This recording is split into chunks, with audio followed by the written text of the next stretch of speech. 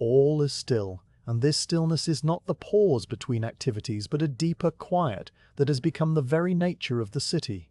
The street outside, Fenchurch Street, lies empty and waiting.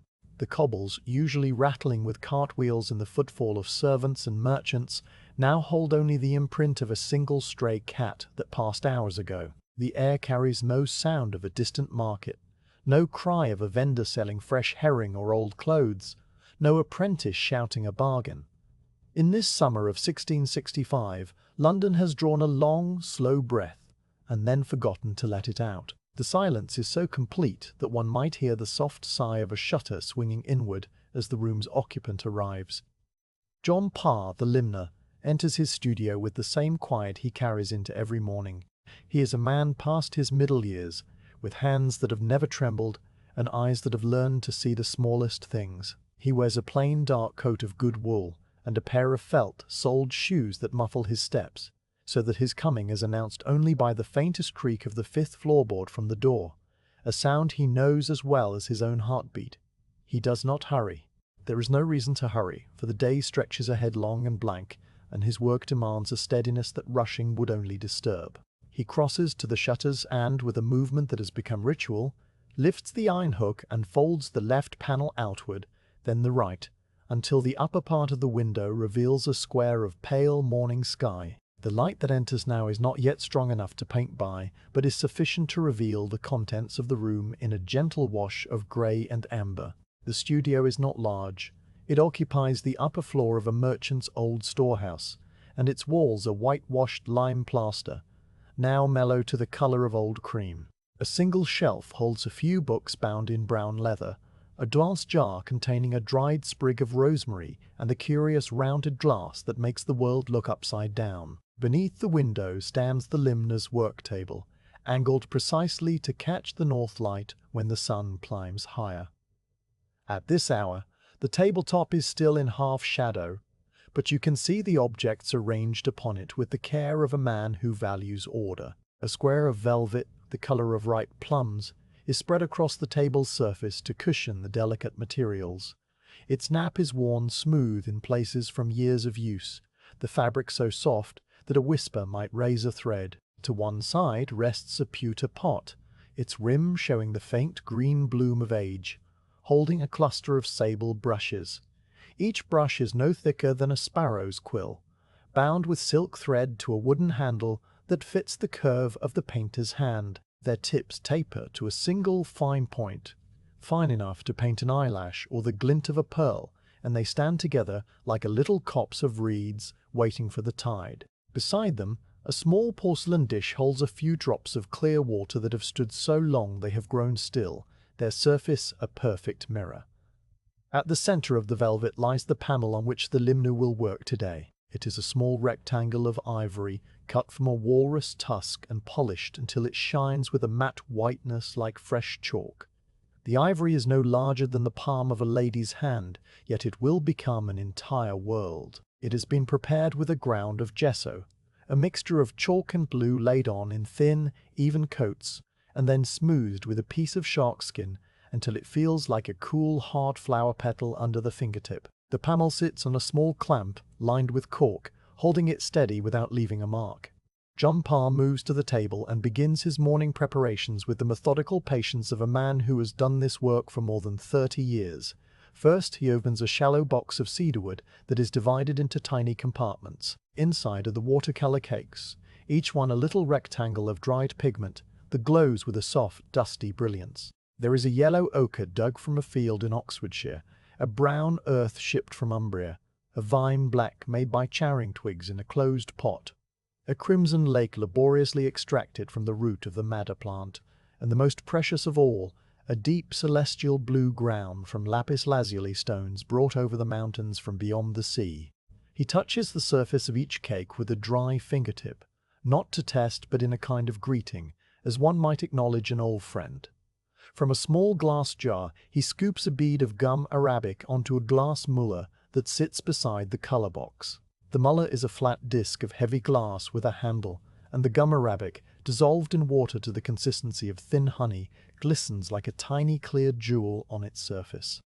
The smell that rises is faint and sweet, like warm hay. Next to the muller lies a small whetstone and a tiny knife for sharpening the ivory edges, though both will not be needed today. John Parr sets these aside with a slow, exact movement, his fingers never fumbling, never rushing. He then picks up a small piece of polished rock crystal, cut thin and curved like a watch glass, and breathes upon it. The breath fogs the surface for a moment, then fades, leaving no cloud. He watches this small miracle with calm eyes. The humidity of the morning is acceptable. The paint will dry neither too fast nor too slow. He places the crystal back into its little box lined with blue silk and closes the lid with a soft click. Outside, the sky is shifting now from oyster to a pale blue washed with high, thin clouds. The light of the window has grown stronger, and the shaft that earlier reached only the table edge now spreads across the velvet cloth, catching the pewter pot so that it gleams dully. The dust motes that drift in the beam are no longer invisible. They become a slow, silent snowfall of gold, rising and falling on currents too gentle to feel. John Parr stands for a moment with his hands loosely clasped, watching that drowsy dance. His breathing is deep and even, the breath of a man wholly at peace. The room itself seems to breathe with him, the ancient timbers of the wall expanding almost imperceptibly in the growing warmth of the day. The limner now turns to the task of preparing a fresh palette. He takes a small ivory leaf, about the size of a playing card, and squeezes from a tiny bladder a few drops of gum water onto its surface. Then, using the tip of a knife, he lifts a flake of ultramarine from its compartment and places it on the ivory palette.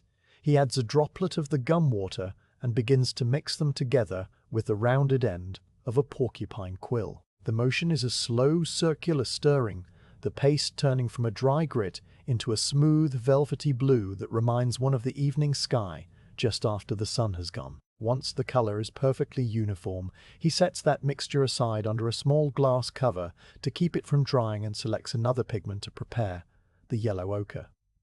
He repeats the same gentle stir, the same patient scrape and blend, losing himself in the rhythm of it. The quill makes a soft, repetitive sound against the ivory, a sound like a very distant rustle of leaves, a sound that asks nothing of the listener.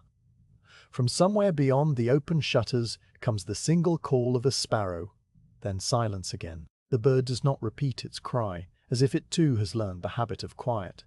The chimneys of the houses opposite stand black against the lightening sky, no smoke rising, for few fires are lit in this warm, still summer. The parish church of St. Nate, Catherine Coleman, just a short walk up the lane, tolls a single bell to mark the half-hour. The note is low and unhurried, a mellow sound that seems to roll through the empty streets like a slow stone rolling across a field of grass. It fades, and the quiet comes back thicker than before. John Parr wipes his fingers on a linen cloth that hangs from his belt and turns to the shelf where a small mirror hangs on a nail. He does not look at his own face but adjusts the mirror's angle so that it catches a wider patch of the north light and reflects it gently onto the work table. The additional illumination fills the space just above the ivory panel, creating a concentrated pool of brightness without glare. He hums a low note, a single vowel sound that is less a tune and more a vibration, a calming presence that merges with the hum of the air itself. This is his studio, and every morning it becomes a place entirely apart from the world, a bubble of slow time where hours stretch like warm taffy. He moves to a cupboard set into the wall, its door fitting so snugly that it opens without a sound. Inside, on a shelf, is a small earthenware cup, a flask of clean water, and a piece of soft bread wrapped in a cloth. He pours water into the cup and drinks slowly, his throat moving with each swallow. He breaks a corner from the bread and eats it, not from hunger, but from a sense of tending to the body, as one might oil a hinge. Then he closes the cupboard and returns to his table. The world outside remains as hushed as an unread book. Now he lifts the ivory panel in its cork clamp and holds it up to the light, tilting it slowly from side to side. The gesso surface shows a perfect, even whiteness, without crack or pinprick. Satisfied, he lowers it back onto the velvet and reaches for the smallest of the sable brushes. He wets the tip on his tongue, a habit so old that it is now involuntary, and then draws the brush through the prepared ultramarine. He does not paint yet. He test strokes on a small scrap of vellum kept for this purpose, watching the color dry to its true tone. The blue deepens as it sets, losing its wet shine and settling into a soft, powdery hue. He waits, his elbows resting lightly on the table, his head tilted just a fraction to the right. This waiting is not empty but full, like the pause between breaths. When the test mark is fully dry and he has memorized its final shade, he cleans the brush with a few swirls in the water dish, then lays it down on a little porcelain rest shaped like a leaf. Everything is ready. The light is steady, the colors mixed, the brush is clean and dry. The studio so quiet that the settling of a timber in the wall sounds like a small event. John Parr places his feet flat on the floor, one to each side of the table's central leg, and rests his hands, palms down, on the velvet. He breathes in once, deeply, and then out through his nose, a slow stream of air that seems to cool the very sunlight. The clock of St. Catherine Coleman strikes another quarter with the same low, unhurried note. Soon the merchant's wife, Mrs. Maithry, Anne Cheshire, will arrive from her house on Lombard Street for her first sitting, but there is no impatience in the waiting. The morning offers itself in stillness, and the limner receives it with an open, quiet mind. The dust motes continue their soundless fall. The velvet holds the ivory like a dark sea holding a white ship, and the city beyond these walls remains suspended in a peace so profound that one might think time itself had paused to catch its breath. There is nothing to be done but to be still, and the limner does this with the same gentle skill he brings to his painting, a stillness offered freely to the room and to whatever the day may bring. The house on Lombard Street stands tall and narrow, its timber frame rising 4 stories above the cobbled lane, its upper floors jutting outward in the old manner so that the eaves nearly meet those of the house opposite. In the early morning light, the black beams and white plaster show a pattern of squares and diagonals, like a half-finished game board. The street door is solid oak, studded with iron nails, and it remains firmly closed, for in this plague year, the Cheshire household observes the unwritten rule of the city: stay within when you can, step out only when you must. Yet today there is a quiet purpose stirring inside, a gentle ripple of activity that will carry Mrs. Anne Cheshire from her bedchamber to the street, and then onward to Fenchurch Street for her portrait sitting. The bedchamber occupies the 2nd floor, a room of comfortable proportions with a ceiling crossed by heavy beams painted a dark brown. The light here is filtered through curtains of thick worsted wool in a shade of faded rose, drawn only partway so that the morning enters as a soft glow rather than a direct beam. The bed itself is a great 4-poster of carved walnut, its curtains tied back with silk cords, its coverlet a quilt of pale cream embroidered with small flowers in muted green and gold. Anne Cheshire lies not asleep, but in that quiet state between sleep and waking, her head resting on a pillow stuffed with goose feathers, her hands folded loosely on her chest. She has been awake for some minutes, watching the light strengthen behind the curtains, listening to the familiar creaks of the house as it warms. The house speaks softly around her. A floorboard settles in the passageway with a low, musical tick, followed by silence, and then another tick, like a very old clock remembering its rhythm. From far below, in the kitchen at the back of the house, comes the faintest clink of a spoon against a bowl, the sound of the cook preparing a light morning broth. No voices call out, for the servants have learned to move like shadows, their communication a matter of glances and small gestures. The great clock on the landing marks the hour with a measured chime that seems to stroke the air rather than strike it. Anne opens her eyes fully now and gazes at the canopy above her, a gathered fabric of linen lined with silk that sags just slightly in the middle from years of use. She traces with her eyes the embroidered pattern of scrolling leaves, a design she knows so well she could draw it from memory. There is no urgency in her waking. The day ahead holds only one event, the portrait sitting, and it is not scheduled for any precise hour, but rather for whenever the light is best and the limner is ready, and she herself has arrived without haste. This loose arrangement suits the plague year, when time has become a thing measured not by appointments, but by the slow progress of the sun across the sky. After a time that feels long and perfectly empty, Anne shifts her weight and the ropes beneath the mattress give a soft, grumbling sigh.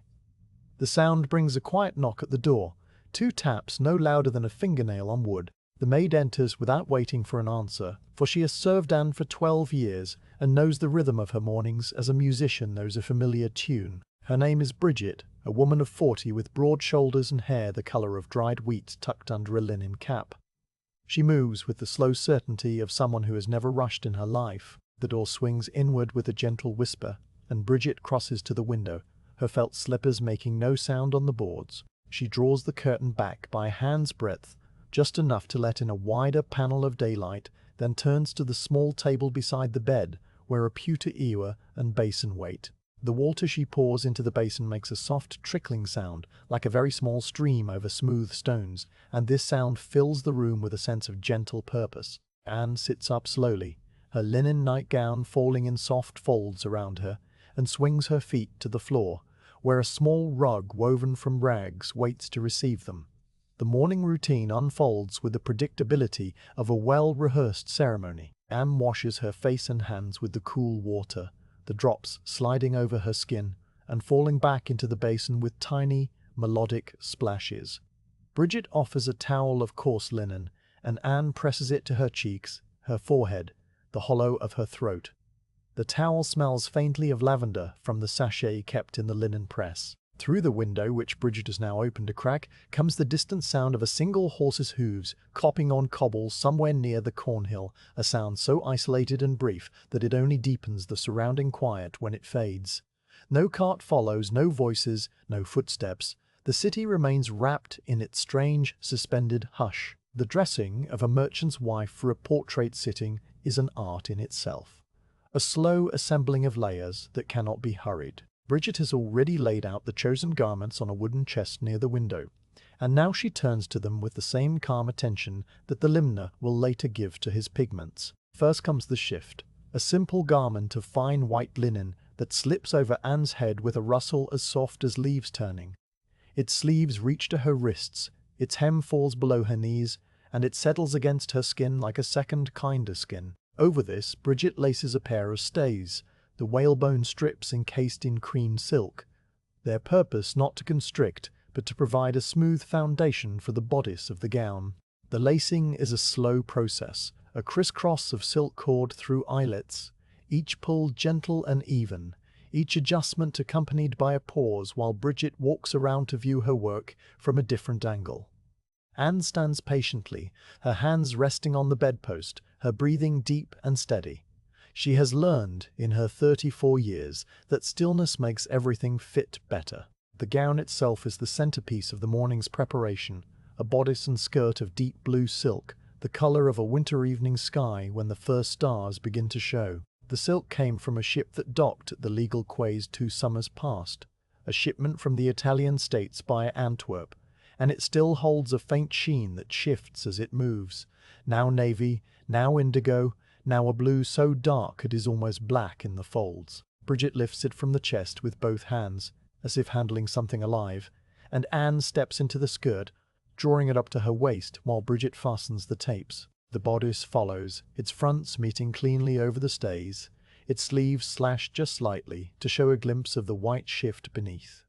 Tiny hooks, made of twisted silver wire, close the opening, each one finding its eye with a barely audible click. There is no mirror large enough to show Anne her whole reflection, but the small-looking glass on the dressing table catches fragments, the curve of a shoulder, the fall of the sleeve, the glint of a pearl threaded through her hair. The hairdressing requires its own quiet span of time. Anne sits on a low stool, while Bridget unpins the night braid, letting the hair fall in a soft brown wave that reaches nearly to her waist. The color is the hue of polished walnut, shot through here and there with a thread of silver that catches the light. Bridget brushes it with a brush of boar bristle, the strokes long and even, starting at the crown and following through to the ends, over and over until the hair gleams like water in low light. Anne closes her eyes during this brushing, the repetitive motion a comfort she has known since she was a girl in her father's house in Shropshire, when her own mother sat behind her and drew a comb through her hair with the same steady, soothing rhythm. The memory arrives softly and fades just as softly, leaving no trace. When the hair is smooth, Bridget begins the work of coiling and pinning it. The style is simple, for Anne favours simplicity, a single thick braid wound into a knot at the nape of the nape, with a few shorter strands left loose to frame the face. Into the braid, Bridget threads a string of small freshwater pearls, each one no larger than a pea, their surfaces slightly irregular and glowing with a soft, creamy luster. She secures the coil with pins of silver wire flattened at the ends, pushing them into place with a gentle pressure that Anne feels as a faint tug against her scalp. To finish, Bridget tucks a small sprig of dried lavender behind Anne's left ear. Its purple buds faded to a dusty grey, but its scent still faintly sweet. The whole process might have taken half an hour, or an hour, for neither woman has looked at the clock. The linen kerchief comes last, a square of finest white linen, edged with a band of bone lace, so delicate it seems, made of cobwebs and morning dew.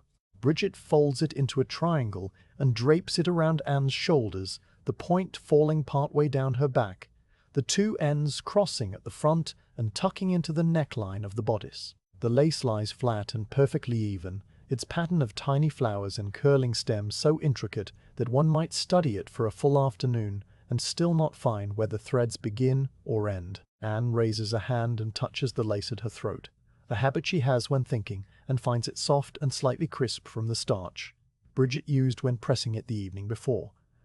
Now the preparation is nearly complete. Anne takes a few slow steps around the bedchamber, listening to the whisper of the silk as it moves, the faint rustle of the kerchief. She pauses by the window and looks out at the street below, a view she has seen 10,000 times, but that today seems different, sharper, as if the quiet has polished it. The houses opposite show drawn curtains and closed shutters, for the neighbours have either left for the countryside or keep themselves indoors. A single pigeon sits on a chimney pot, its grey body motionless against the pale sky. There are no children running, no maids scrubbing doorsteps, no apprentices setting out wares. The absence of these ordinary things is not sad, merely present, like the absence of birdsong after dusk. Anne thinks without urgency that the portrait will capture this stillness somehow, even if the limner paints only her face. The stillness will be there in her eyes, in the set of her mouth, in the way her hands rest one upon the other.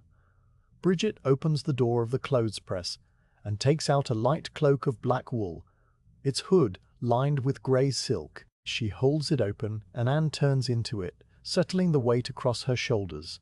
The cloak is practical rather than ornamental, intended to cover the fine gown from the dust of the street and the curious glances of any who might still be abroad. It fastens with a single silver clasp shaped like a thistle, and Bridget presses it close with a satisfied little nod. A soft knock at the bedchamber door announces the arrival of the cook's boy, who has climbed the 3 flights of stairs with a tray bearing a cup of warm broth and a small piece of manchet bread. The broth is clear and golden, made from a single chicken boiled slowly with herbs from the kitchen garden, and its steam rises in a lazy curl that smells of thyme and something sweet that might be a scrap of nutmeg. Anne drinks it standing, the warmth travelling down her throat and settling in her chest. She tears a corner from the bread and eats it slowly, tasting the slight tang of the sourdough starter that has been kept alive in the kitchen for longer than anyone can remember. The boy waits in silence, his eyes politely on the floor, and when she sets the cup back on the tray he departs with the same silent step. The sedan chair arrives, not with a knock, but with a quiet lowering that Anne hears as a soft, muffled thud from the street. There are 2 chairmen, brothers named Simon and Peter, who have been employed by the Cheshire household since the plague began, and who know every stone of the route between Lombard Street and Fenchurch Street. Their faces are familiar and calm, their movements unhurried. They wear plain grey coats and carry no weapons, for the streets are safe and empty. The chair itself is a small box of polished walnut, its sides decorated with a single painted line of gold, its interior cushioned with green velvet that has been brushed clean that very morning. The windows are small squares of thin horn, translucent rather than transparent, so that the world outside becomes a soft blur of shapes and colours. Anne descends the stairs slowly, her hand resting lightly on the polished banister, her feet finding each step with the certainty of long habit. The hall at the bottom is dim and cool, smelling faintly of beeswax from the panelling and of the dried lavender that hangs in bundles from the rafters. The street door stands open just wide enough to admit the width of the sedan chair, and through it Anne can see the two chairmen standing patiently, their poles laid on the ground. She draws the hood of her cloak a little further forward, as much from modesty as from the habit of the time, and steps out into the morning air. The light outside is brighter than the bedchamber, a clean, clear light that makes the black beams of the house look etched against the white plaster. Anne breathes the air and finds it fresh and without taint, a small blessing that she notes and then sets aside. She steps into the sedan chair, settling onto the green velvet seat, arranging her skirt so that it does not catch on the door. The chairmen lift the poles with a smooth, coordinated motion born of long practice, and the chair rises as gently as a boat on a calm tide. One of the men, Peter, grunts once, a sound of effort rather than speech, and then they are moving, their steps a slow, rocking rhythm that sways the chair from side to side in a motion as soothing as a cradle. Through the horn windows, Anne watches the blurred shapes of Lombard Street slide past. The tall houses, the dark shop fronts with their shutters down, the painted signs swinging slightly in a breeze, too faint to feel. A dog sleeps in a doorway, its flank rising and falling in deep, dreamless sleep, and does not stir as the chair passes. The sign of the 3 Tons Tavern creaks once, a sound that seems to belong to another age. The route to Fenchurch Street is short, for the two streets lie near each other in the tangle of lanes near the Royal Exchange. But the chairmen walk at a pace so measured that the journey stretches into a tranquil interval, a pause between the preparation and the sitting. Anne lets her eyes drift half-closed, her body swaying in time with the chair, her mind empty of thought, and she drifts in a state that is not sleep, but something very like it. The chair turns a corner, and the light changes, the horn panels now showing a softer, greener shade where a plane tree overhangs a courtyard wall. A bird calls once, close and clear, then falls silent. The quiet wraps around the chair like a blanket, and Anne feels herself carried through it, weightless and calm. By the time the chair gently descends onto the cobbles of Fenchurch Street, she is ready, not sharp with anticipation, but soft with the peace of the morning, her face composed into the same expression it will hold for the portrait, an expression of quiet patience that has nothing to hide and nothing to prove. The sedan chair settles onto the cobbles of Fenchurch Street with a soft, final creak, and for a moment all is still again. The chairmen, Simon and Peter, lower their poles with the care of men handling a fragile cargo, their movements so practiced that the descent feels like a single smooth exhale. Mrs. Missy, Anne Cheshire, feels the slight bump through the velvet cushion, and then the gentle swaying ceases, replaced by a perfect, weightless calm. Through the horn windows she sees the familiar outline of the Limner's house, its upper story jutting slightly over the street, its shutters open to the morning. The door is a modest one, painted a dark green that time and weather have softened to the color of old moss. Peter opens the chair door with a small brass handle that clicks once, and a rectangle of bright daylight falls across Anne's lap. She gathers her skirts and rises carefully, her head ducking to clear the low frame, her fingers brushing Peter's offered hand with the lightest of touches. The street is so quiet that the rustle of her silk gown seems loud, a sound like wind moving through dry reeds. The air outside carries the faint, far-off smell of the river at low tide, a clean, mineral scent rather than anything unpleasant. She stands on the cobbles and draws the black wool cloak a little closer, though there is no chill. John Parr, the limner, appears in the open doorway without any sound of footsteps to announce him. He must have been waiting just inside, perhaps watching through the small pane of glass set into the door, though there is nothing impatient in his posture. He wears the same dark coat and felt-soled shoes as before, and his hands hang loosely at his sides, fingers slightly curved as if still holding a phantom brush. He bows his head just enough to be courteous, a slow, deliberate inclination that acknowledges her without demanding anything in return. His face is long and pale, the face of a man who spends his hours indoors, and his eyes are a quiet grey, the colour of a lake under cloud. He does not smile, but the lines at the corners of his mouth suggest a calm that welcomes rather than withholds. "Mrs. Cheshire," John Parr says, speaking her name as if tasting each syllable, each word separated by a tiny pause. "The room is ready, if you are." Anne nods, for there is no need to speak.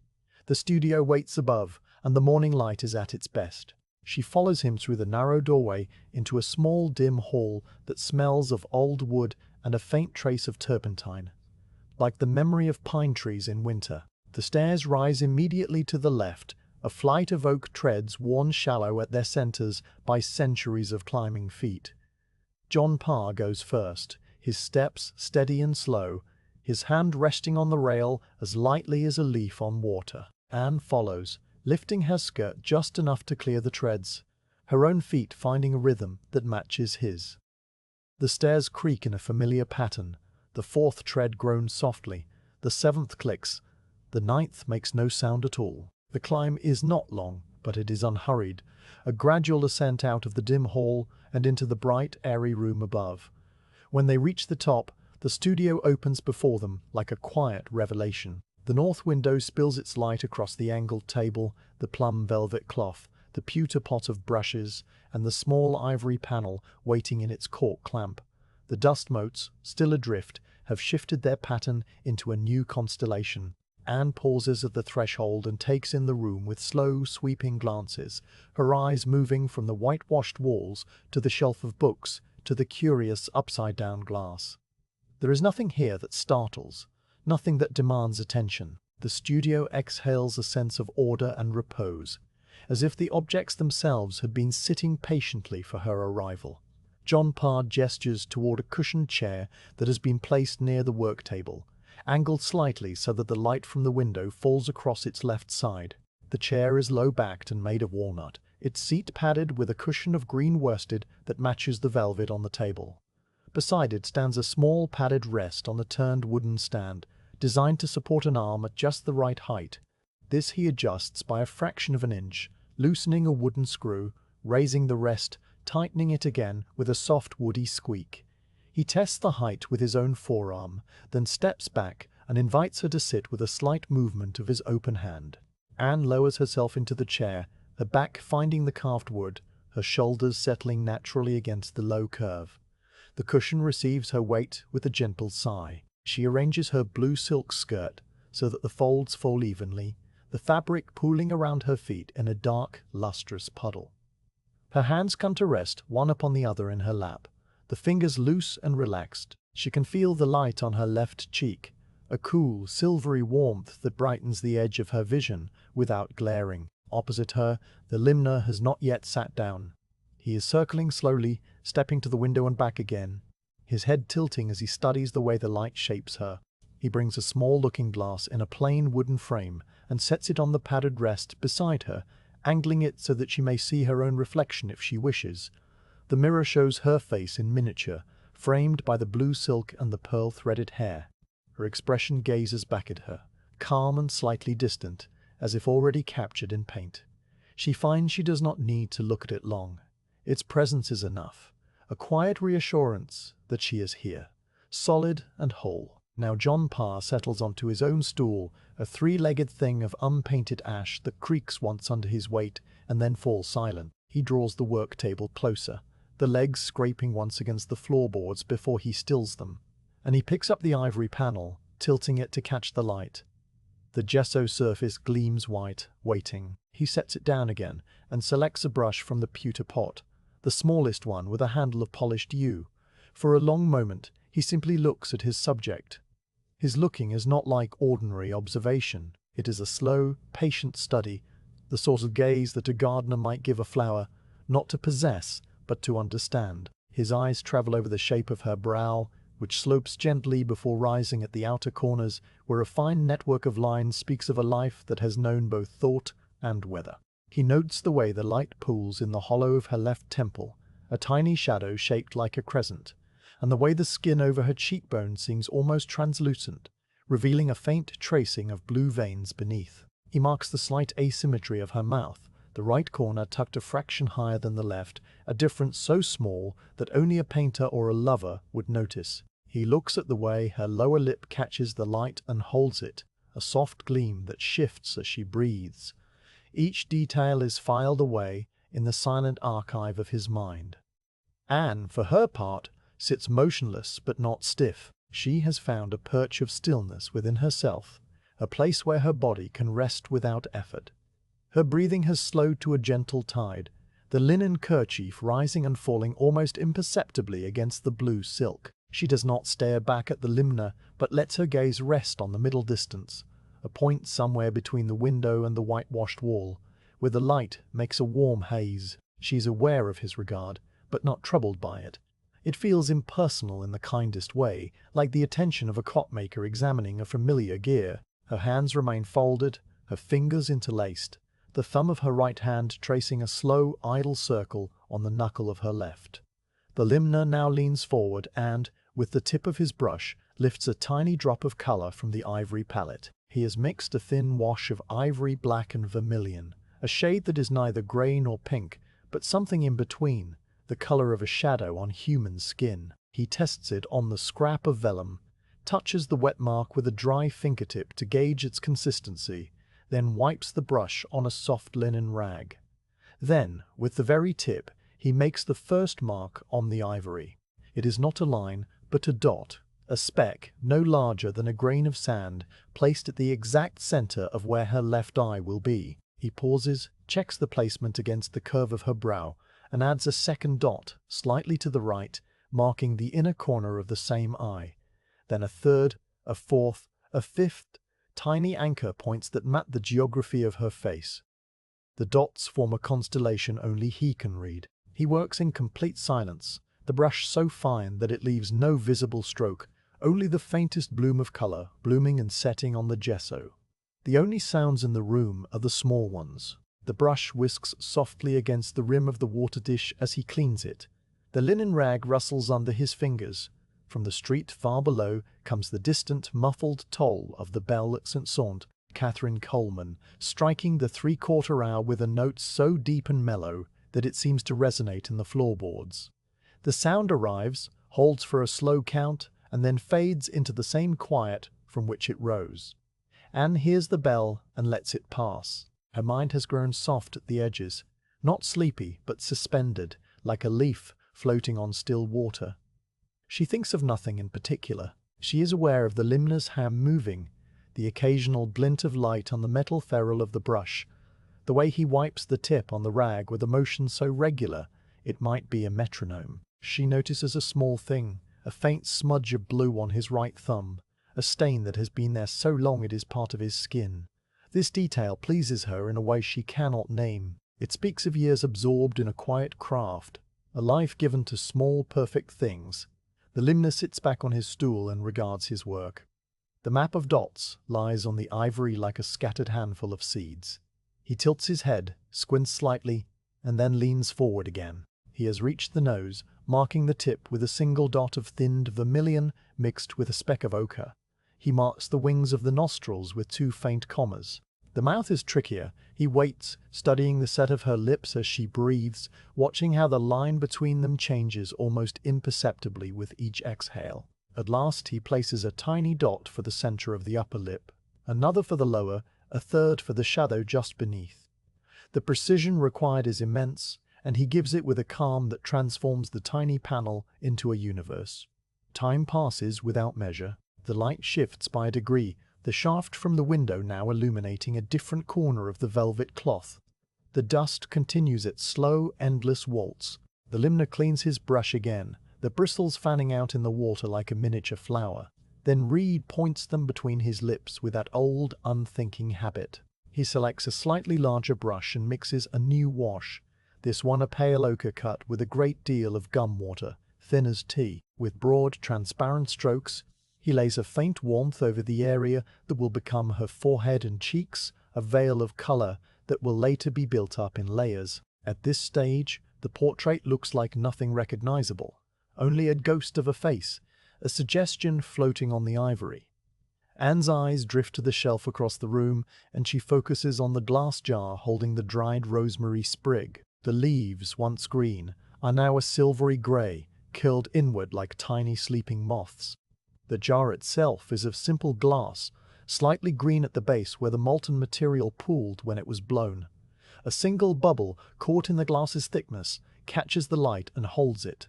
She finds this small imperfection beautiful, and she lets her gaze rest on it while the limner works. This resting of the eye, she finds, makes it easier to remain still.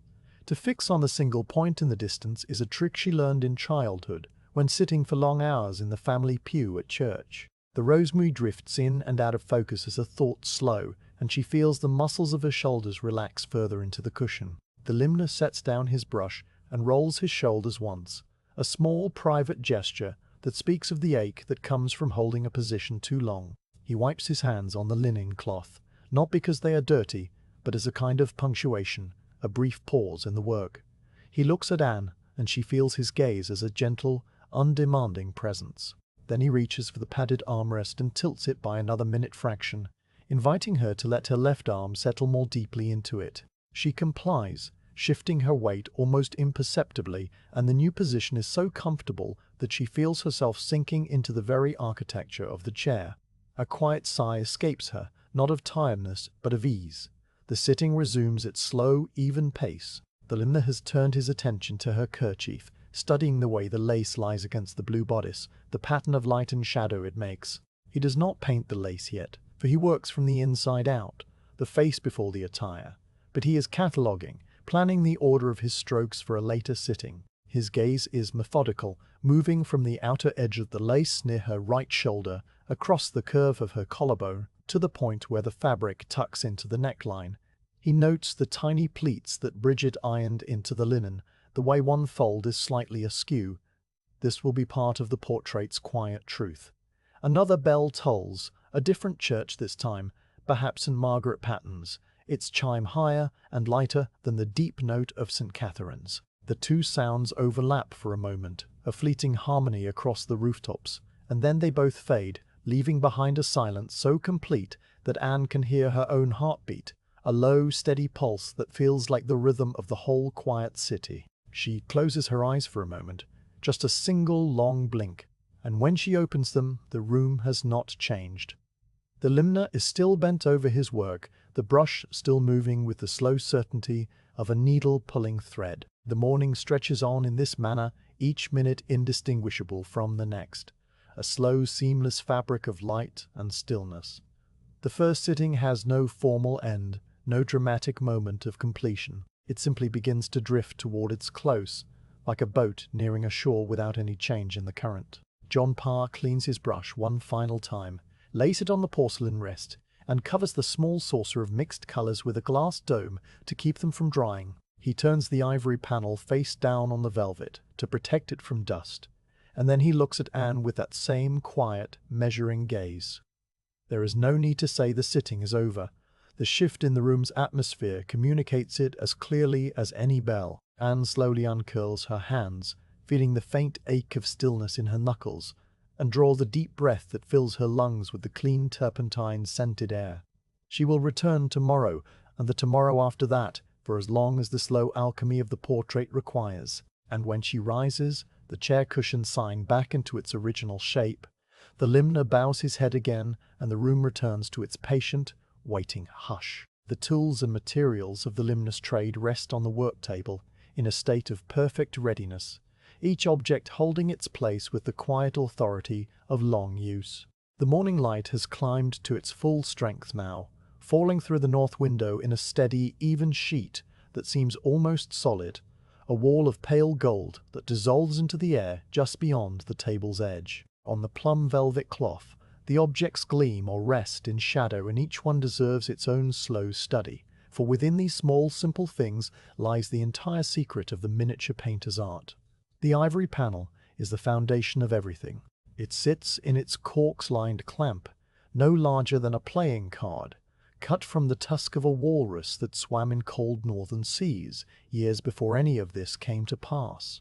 The ivory has been sliced by a specialist cutter in a workshop near the tower, sawn with a fine blade, and then polished with successively finer abrasives until its surface feels smoother than paper, smoother than glass, smooth as the inner curve of a shell. John Parr had selected this particular piece from a box of a dozen similar panels, holding each one to the light and rejecting those with any hint of a grain or a tiny crack. The one he chose is flawless, a uniform creamy white with the faintest suggestion of a warm undertone, as if a memory of the living animal still resided in its cells, under the gesso ground, which he laid himself in thin, even coats using a flat brush of squirrel hair.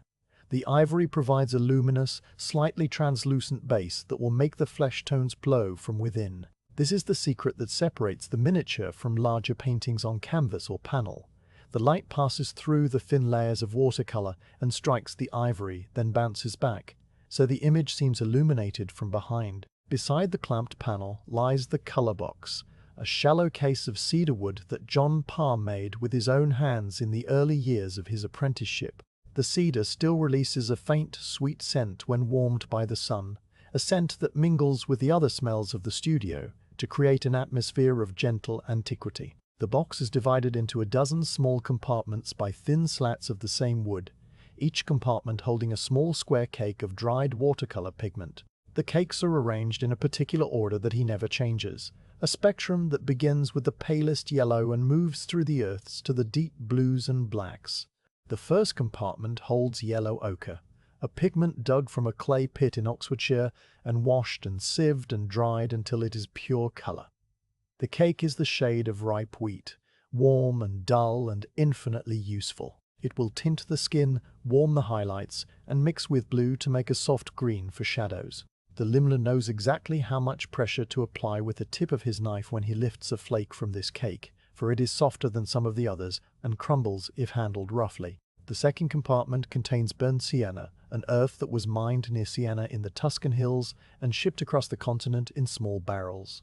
When raw, it is a dull yellow, but after heating, it turns to a rich, rusty orange-brown, the color of autumn oak leaves or the bricks of an old wall. A tiny amount of this pigment, mixed with a great deal of gum water, makes the perfect blush for a cheek. John Parr uses it sparingly, for a little goes a long way, and an excess can make a face look feverish rather than alive. Next is the raw umber, a darker earth from Umbria, cool and greenish in its undertone, ideal for the deepest shadows. In the compartment beside it rests vine black, made not from soot, but from the charred twigs of grapevines, which produce a black that is slightly bluish and not as harsh as lampblack. When he needs a true soft black for an eyelash or the pupil of an eye, he reaches for this cake. The red in the box is madder lake, a shimmering deep crimson that begins its life as the root of the madder plant. The roots are dried for a year, then ground and soaked and boiled and precipitated onto a base of alum, a process so complex that it is done by specialists in Holland and sold to painters at great cost. The color is the red of crushed raspberries, or the heart of a late summer rose, and it will tint the lips and the inner corner of the eye, adding a touch of life without garishness. The blue is the greatest treasure in the box, a small compartment all to itself lined with blue silk to signify its preciousness. This is ultramarine, ground from lapis lazuli stones that came from a remote valley in the mountains beyond the sea. The stones, a deep celestial blue flecked with starry points of gold, colored pyrite, are the only source of this color in the world. They are crushed and ground and washed and ground again in a process that takes weeks, separating the pure blue particles from the gray matrix. The resulting pigment costs more than its weight in gold, and John Parr metes it out with the care of a miser counting coins. This blue will become Anne Cheshire's gown, a patch of infinite depth on the small ivory field. There are a few other compartments, a flake white made from corroded lead strips, a green earth from Verona that he rarely uses, a yellow from unripe buckthorn berries that makes a bright, transparent wash. But the core of his palette is the ochre, the sienna, the umber, the black, the madder, and the blue. With these 6 colors, he can paint the world.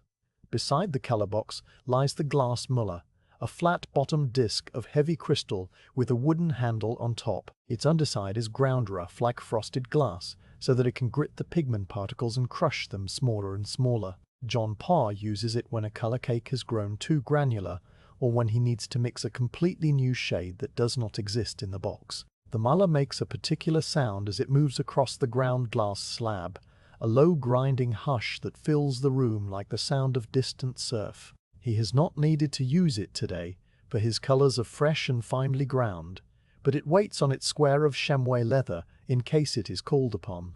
The brushes stand upright in the pewter pot, their handles tapping gently together when a draught stirs the air. There are perhaps 20 of them, ranging in size from one as thick as a goose quill to a single hair mounted in a crow quill, a brush so fine that it is nearly invisible. The handles are made of various woods: yew, boxwood, ash, and one of carved ivory that belonged to John Parr's master. The ferrules, the metal bands that hold the hair to the handle, are of silver or brass, some plain and one decorated with a tiny engraved pattern of leaves. The hairs themselves come from various creatures: sable for the finest points, squirrel for the soft wash brushes, and one brush made from the tail hair of a weasel, a rare gift from a fellow limner now deceased. The sable brushes are the workhorses, their natural taper forming a perfect point when wetted, their springiness allowing the lightest touch. John Parr shapes each brush after cleaning by rolling it gently on his tongue, a gesture as automatic as breathing, the taste of sable hair and dried gum, a familiar, neutral thing. The water dish is a small porcelain bowl, Chinese in origin, and painted with a delicate blue pattern of willows and bridges. The water inside is changed twice a day, drawn fresh from the cistern in the yard below, and left to stand until it reaches room temperature. When the brush dips in, the water ripples and the blue willows seem to sway for a moment before settling back into stillness. The dish is never allowed to grow cloudy. As soon as the water takes on any tint, the limner pours it into a small waste pot and refills the bowl. Clean water is essential, for a single stray particle of color can muddy an entire flesh tone. Beside the water dish sits the little porcelain brush. Rest, molded in the shape of an oak leaf, its surface glazed a soft green. When a brush is not in use, it lies there with its tip suspended above the table, protecting the fine point from damage. The rest was a gift from a former client, a lady whose miniature John Parr painted years ago, and who later sent him this small token of thanks. He thinks of her whenever he sets a brush down, a fleeting memory that passes without lingering. The gum arabic is kept in a small glass jar with a cork stopper, dissolved in water to the consistency of thin syrup. It is the binder that holds the pigment particles together and fixes them to the ivory. Without it, the colors would be mere dust, brushable away with a fingertip. The gum comes from the acacia trees of Africa, small, hard tears of resin shipped in sacks and dissolved slowly in cold water over many days. A few drops added to the paint mixture make it flow smoothly from the brush, and a few more drops can extend the drying time, allowing the limner to work a passage longer before it sets. The balance is precise. Too little gum and the paint will flake off, too much, and it will crack and shine. John Parr knows the right amount by instinct, rarely measuring, simply adding drops until the mixture feels right as the brush draws across the palette. The palette itself is a small slab of ivory, thinner than the painting panel, and slightly curved at one end, where it was cut from the tusk's tip. On this white surface he mixes his colors using a tiny knife or the end of the porcupine quill to blend pigment and gum. The palette is cleaned after each session by wiping it with a damp cloth, but faint stains remain, ghostly traces of old mixtures that have seeped into the microscopic pores of the ivory. A blue smear from a sky, a blush of pink from a lady's cheek, a brown from the shadow under a chin. These ghosts accumulate over months and years until the palette becomes a palimpsest of all the faces he has ever painted. The linen rags are kept in a small basket on the floor beside the table, torn from old sheets and washed until they are soft as flannel. Each serves a specific purpose, one for wiping brushes after washing, one for blotting excess water, one for removing mistakes before the paint sets. The rags are plain and white, their edges fraying, and they rest in the basket like a pile of sleeping doves. Everything on the table is arranged according to a logic that has evolved over 3 decades of work. The color box sits to the left, within easy reach of his non-painting hand. The water dish and brush rest are directly in front, slightly to the right, so he can dip and clean without looking. The palette lies just beyond the ivory panel, a few inches away, so the journey from mixing to painting is short and certain. The angle of the light has been calibrated over the years, the table adjusted by tiny increments, until the north window delivers a steady, shadowless beam that lasts from the second hour after dawn until the early afternoon. When the sun moves out of alignment, the limner stops working, for he knows that the colors will not read true under a shifting light. The studio around the table reinforces this order with its own quiet presence. The whitewashed walls reflect the light evenly, adding brightness without glare. The floorboards, bare except for a small woven mat under the table, are clean and swept, the cracks between them dark and narrow. The window glass is old, slightly wavy, with a few bubbles caught in it when it was made, and these distort the view of the sky in ways that are beautiful and inconsequential. The shelf with its books and jar and glass adds a sense of domestic comfort without clutter. The room is a temple of small necessities, each object earning its place by serving the slow, patient goal of making a likeness. John Parr moves through this ordered landscape with the ease of long familiarity. His hand reaches for the ochre cake without fumbling. His fingers find the cork stopper of the gum jar by touch alone. When he grinds a color on the muller, he holds it at exactly 45 degrees to the glass slab, a habit taught to him by his master and never questioned. When he stirs the mixture with the porcupine quill, his wrist rotates in a small, steady circle that does not tire. All these movements have become second nature, stored in the muscles and bones rather than the conscious mind, so that when he works he seems to be dreaming, his body a faithful servant to a calm, absorbed intelligence. The materials themselves have their own histories, their own quiet biographies that stretch back through time and across oceans. The walnut of the brush handles grew in a French forest, felled in a winter when the sap was low, cut and seasoned for 5 years before a turner in a Paris workshop shaped them on a foot-powered lathe. The sable hares came from a trapper in the Russian forests, who caught the small creatures in humane snares and shipped the pelts to a brushmaker in Nuremberg. The lapis lazuli traveled a route so ancient that it has no name, carried on camelback over mountain passes, and then by ship across the Mediterranean and the Atlantic, changing hands a dozen times before it reached a colourman's shop near St. Paul's. The ivory was cut from a walrus, taken by a whaling ship off the coast of Greenland. Its tusks sawn and sold at auction in Hull, then carried to a cutter in London, who selected the best portion and shaped it into a perfect rectangle. Each object on the table thus contains the labor of many hands, most of them now dead, all of them unknowable, their efforts condensed into these small, silent things that wait for the limner's touch. This long chain of making continues now in the studio as John Parr resumes his work with the same patience that governed all the prior steps. He has taken up the sable brush again and is adding to the map of dots on the ivory, refining the placement of Anne Cheshire's features. In the quiet, he is aware of the materials as partners rather than tools, each one lending its own nature to the task. The ivory gives its luminous depth, the ochre its earthy warmth, the gum its steady hold, the brush its precise point. Together, in the slow, silent collaboration of the morning, they are building a face that will outlast the plague year and the quiet city, and perhaps even the woman who sits so patiently in the cushioned chair. The light in the studio is a living thing, and like all living things, it moves through its own quiet rhythms. The morning has passed its peak, and the sun, though still hidden behind the bulk of the house, has climbed high enough that its rays no longer strike the window directly but slant from a steeper angle, changing the quality of the illumination that fills the room. What was a cool silver brilliance 2 hours ago has now become something warmer and softer, a honeyed glow that seems to thicken the air itself, lending a gentle amber tint to the whitewashed walls and deepening the shadows in the corners. John Parr notices this shift without looking up from his work, for his eyes are attuned to the smallest fluctuations of brightness and hue. He can sense when the light has altered by the way the ivory panel reflects it back to him, the gesso surface growing slightly warmer in color, the dots and washes he has laid down taking on a fractionally different character. In the craft of miniature painting, the light is everything. A change too great and the colors will deceive, a flesh tone mixed under cool light appearing too pink under warm, a shadow laid in warm light turning muddy when the sun moves on.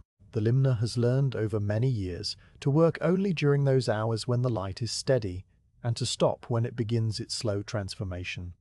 He sets down his brush now, placing it carefully on the porcelain leaf rest, and sits back on his stool. His shoulders rise and fall with a deep breath, the first full breath he has taken in some while, and he stretches his fingers outward, flexing them one by one, feeling the pleasant ache of long concentration. The joints make small, quiet pops that are audible only to him. He looks across at his subject, Mrs. Broods, Anne Cheshire, who remains in her cushioned chair with her hands folded and her expression composed into that same gentle stillness she has worn throughout the morning. "The light is shifting," he says, his voice low and unhurried, carrying no more weight than a casual observation. "It would be best to pause for a time." Anne blinks, and the movement feels slow and deliberate, as if she is emerging from a shallow pool of water. She has been so deeply settled into her pose that her body has grown heavy and warm, her limbs cushioned by the chair, her mind drifting in that pleasant state between wakefulness and dreaming. The Limner's words reach her not as a command, but as a gentle suggestion, and she receives them with a slight nod, the pearls in her hair catching the amber light. The pause that follows is not an interruption, but a continuation of the day's slow rhythm, a natural rest, like the pause between breaths or the moment of stillness when a bird stops singing. John Parr rises from his stool, his knees protesting faintly with a soft creak that matches the floorboards, and he steps toward the window. His felt-soled shoes make their familiar muffle sound. At the window, he reaches for a square of oiled paper that lies folded on the sill, a sheet of thin, translucent material that has been treated with linseed oil and dried until it is clear as frosted glass. He unfolds it carefully, the paper making a dry, rustling sound, and holds it up to the light, testing its opacity. Then he places it over the lower half of the window, where the brightest beam enters, and secures it with two small wooden pegs that fit into holes drilled into the frame. The effect is immediate. The harsh glare softens, the light becoming more diffuse, more even, more suitable for the delicate work of the afternoon. While he does this, Anne rises from her chair. The movement is gradual, her back straightening first, then her shoulders rolling gently, then her legs unfolding beneath the silk skirt. The green worsted cushion sighs as her weight leaves it, slowly regaining its shape. She feels the pleasant stretch of muscles that have been still for a long while, the slight tingle of blood returning to places where the chair pressed. She takes a few steps across the room, the silk of her gown rustling softly, the sound blending with the rustle of the Limner's oiled paper. She does not walk with any destination in mind, but simply moves for the pleasure of movement, a quiet circulation of the body after the long stillness of the pose. On the shelf across the room, the glass jar catches her eye, the one holding the dried rosemary sprig. She drifts toward it, her steps slow and without purpose, and stops before the shelf with her hands loosely clasped at her waist. The rosemary has faded to a silvery grey, its needle-like leaves curled inward, but the shape of the sprig is still graceful, a tiny, frozen branch. The jar itself is of simple glass, slightly green at its base where the molten material pooled when it was blown, and a single bubble caught in its thickness holds the light like a tiny pearl. Anne gazes at this small, ordinary thing and finds it deeply restful to look upon. Beside the jar sits a small collection of books, their leather bindings worn smooth at the corners, their spines darkened with age. The titles are in Latin and French, languages she does not read, but the sight of them is pleasant nonetheless, their presence suggesting a life of quiet study.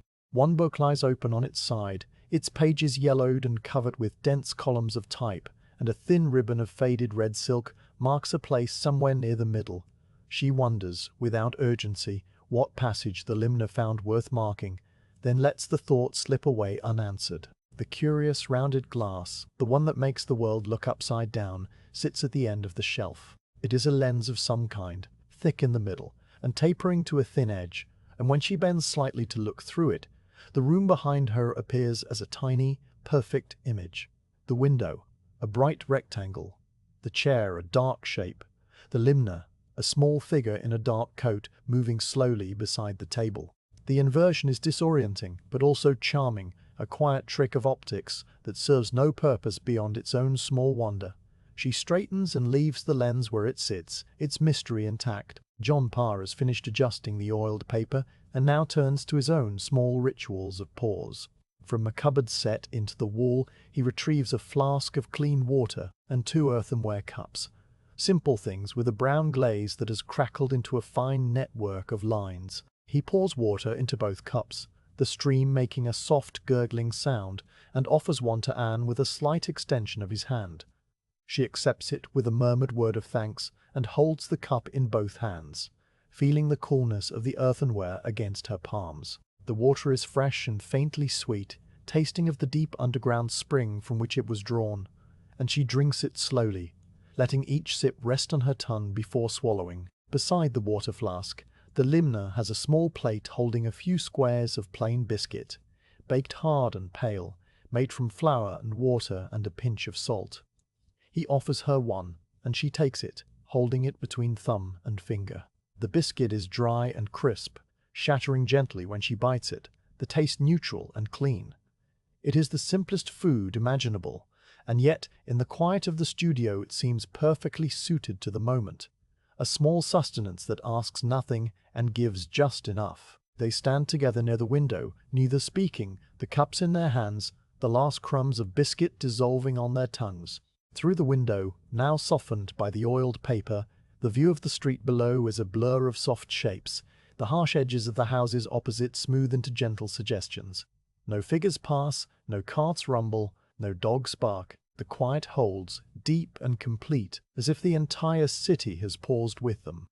Anne looks around the studio with the new attention that comes from standing, rather than sitting, seeing the room from a different angle. She notices details she had missed before, the way the plaster on the far wall has developed a fine network of hairline cracks, like the veins on a leaf, the small dark knot in one of the floorboards that resembles a bird in flight, the faint, faded rectangle on the wall where a picture must once have hung, the single thread of cobweb that stretches from the corner of the window frame to the ceiling, trembling almost invisibly in the draught from the open shutter. These are not remarkable things, but they fill the space with a sense of lived-in time, a room that has accumulated its own quiet history. The limner, meanwhile, uses the pause to tend to his tools. He uncovers the small glass dome that protects his mixed colors and checks the tiny pools of wash on the ivory palette.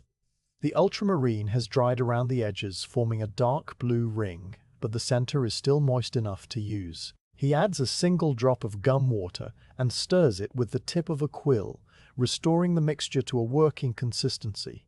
The flesh wash, a pale ochre cut with gum, has held its moisture well.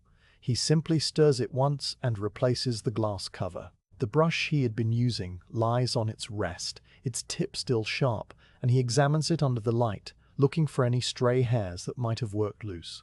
Finding none, he returns it to the pewter pot. He wipes the palette gently with a soft linen rag, removing a smear of color that had strayed too close to another mixture, keeping his tints clean and distinct. Then he turns his attention to the waste pot, a small earthenware jar on the floor beside the table, and empties the discolored water from an earlier rinsing into it, replacing it with fresh water from the flask. The blue willows on the porcelain dish ripple as the new water settles, then grow still.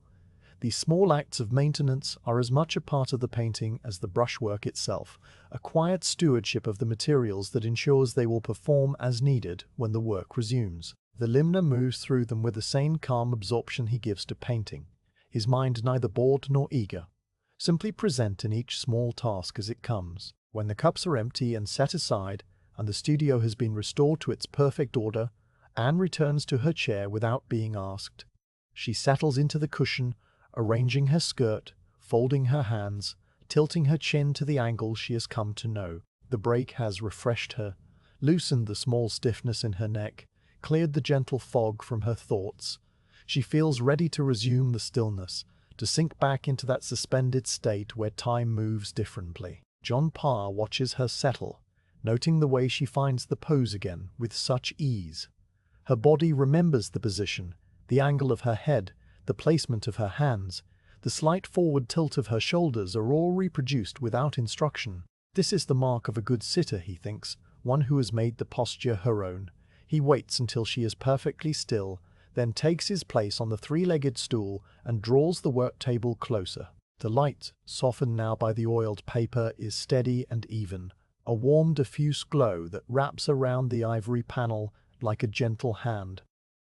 The limner selects his brush, wets it, touches it to the mixed flesh wash, and leans forward again. The pause has ended, and the slow, patient work of the portrait resumes, the room settling back into its deep quiet, as if the break had been nothing more than a long, shared breath between two people who understand the value of stillness. The face on the ivory panel has begun its slow journey out of whiteness, emerging not all at once, but in the way a memory surfaces through the deep waters of sleep, fragment by fragment, layer by layer. The map of dots that John Parr laid down in the first sitting now serves as his guide, a constellation of tiny anchor points that mark the geography of Anne Cheshire's features. With these fixed in place, he can begin the true work of building a likeness, a process so gradual and so delicate that an observer might watch for an hour and see only the deepening of a single shadow beneath a single eye. The brush he chooses for this stage is one of the finest in the pewter pot, a sable hair no thicker than a cat's whisker, set into a handle of polished yew that fits the curve of his fingers like a familiar handshake. He wets the tip on his tongue, that old, unthinking habit, and touches it to the pale ochre wash he has prepared on the ivory palette. The color is thin, almost transparent, the consistency of weak tea, for the secret of miniature flesh is not in a single perfect layer, but in the slow accumulation of many near invisible veils, each one altering the whole by a degree so slight that the eye cannot detect the moment of change.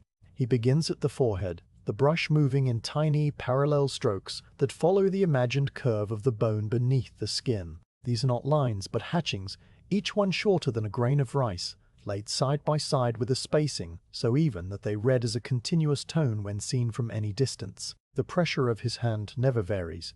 Each stroke receives exactly the same weight, depositing the same amount of color onto the gesso. The sound the brush makes is barely a whisper, a faint, dry friction that is the softest sound in a room already defined by soft sounds. From the forehead, he moves to the left temple, where the light from the window falls most directly. Here he lightens his touch still further, allowing more of the white ivory to show through, for the brightest passages of a miniature are often not painted at all, but left as bare, luminous ground. He has learned over decades that the white of the ivory is brighter than any white pigment could ever be, and so he saves it, works around it, lets it shine through the veil of ochre like daylight through a thin curtain. The right temple, turned slightly away from the light, receives a deeper touch, the ochre mixed with a speck of umber to cool it and push it back. The shadow here is subtle, a mere suggestion of depth, but it is enough to begin the slow curve of the skull, the roundness of the head that separates a living face from a flat mask. John Parr works the shadow in small, careful steps, adding a stroke, sitting back to judge its effect, adding another, never rushing the accumulation. His breathing is slow and regular, his shoulders relaxed, his whole body attuned to the tiny motions of his right hand. The cheeks come next, and here the challenge is to suggest the soft, living roundness of flesh without painting too much. The Limner mixes a fresh wash on the palette, this one a blend of ochre with the tiniest breath of madder lake, a pink so faint that it is barely more than a thought.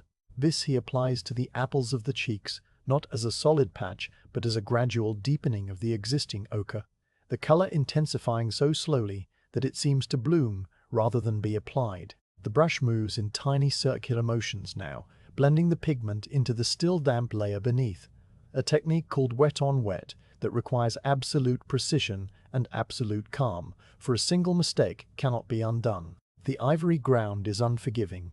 Once a color has stained its surface, no amount of washing can remove it completely. The Limner works with the certainty of a man who does not make mistakes. Anne Cheshire sits motionless in her cushioned chair, her hands still folded, her breathing still slow. She has grown so accustomed to the studio that she no longer notices the small sounds, the brush on the palette, the faint creak of the stool when the Limner shifts his weight, the distant, muffled bell from St. Catherine's. Her mind has settled into a state that is neither sleep nor waking, but something between, a quiet, floating awareness that registers the passage of time without measuring it. She feels the light on her left cheek, warm and steady, and she feels the weight of her hands in her lap, and she feels the slow, gentle pulse of her heart. And beyond these simple sensations there is nothing, only a calm, open stillness. The Limner has reached the eyes, and here his concentration deepens further. The eye is the heart of a portrait, the place where likeness resides or fails, and he approaches it with the care of a watchmaker working on the smallest, most delicate gear.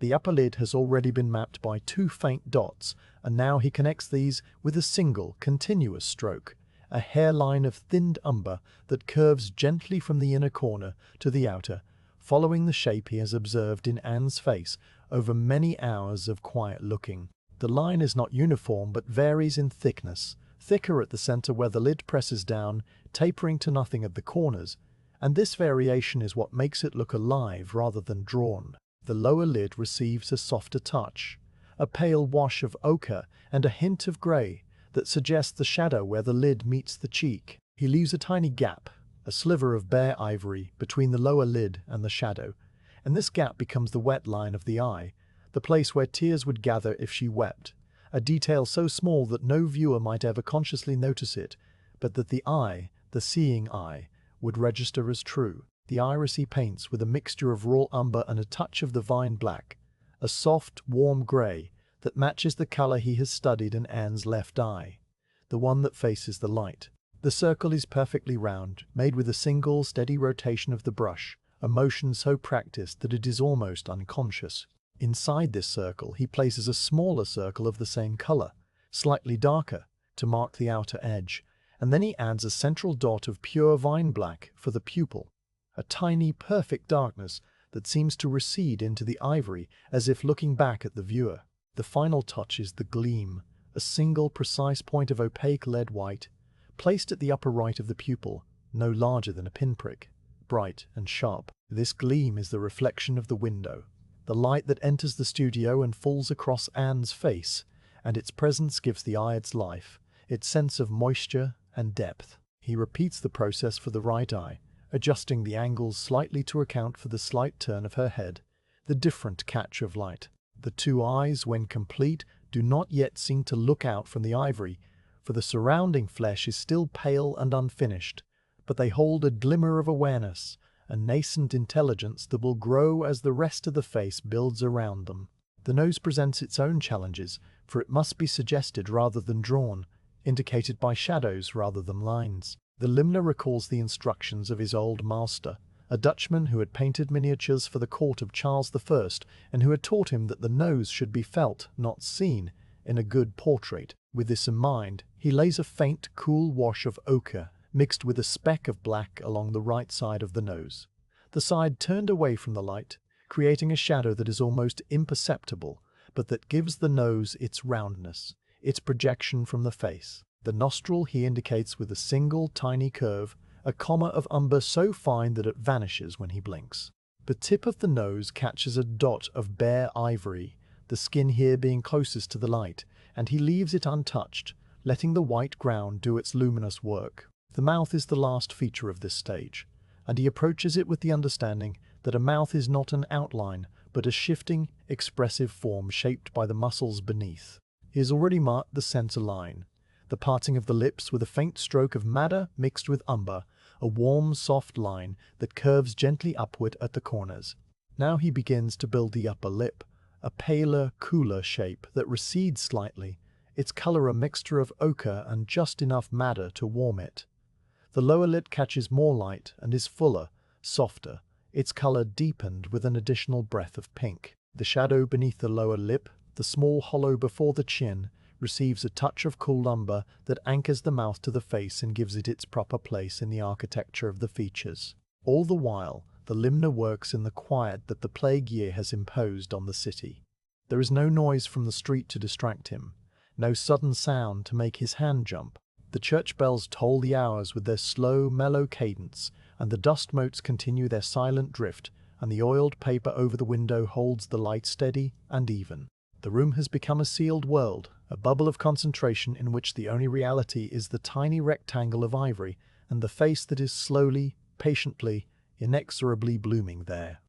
The layers accumulate. After the first pass of the features, John Parr sets down his fine brush and selects a slightly larger one, a squirrel hair that holds more water and delivers a broader wash. With this, he mixes a glaze of pure ochre, thinned with gum water until it is almost as transparent as the water itself, and he passes this glaze over the entire face, linking the separate features into a single, unified skin. The glaze sinks into the previous layers, warming them, harmonizing them, filling the microscopic gaps between the hatching strokes. When it dries, which takes several minutes of patient waiting, the face appears to have advanced by a week of work, the colors now melded and glowing with a soft inner light. He repeats this glazing process again, and then again, each application adding a new depth, a new subtlety. Between glazes, he returns to the fine brush to sharpen a detail here, to deepen a shadow there, to add a faint, cool grey to the hollow of the temple where the bone presses close to the skin. The face emerges not through bold strokes, but through an accumulation of countless, tiny, nearly invisible marks, as if the image is condensing from the quiet air of the room. A face that has always been there, waiting just beneath the surface of the ivory, and that the limner is merely helping it to appear. Anne's face on the ivory is now recognizably hers. The slight asymmetry of her mouth, the gentle slope of her brow, the distinctive angle of her jaw are all present, rendered with a fidelity that comes not from mechanical copying, but from the deep, patient observation of many quiet hours. The portrait is still far from finished.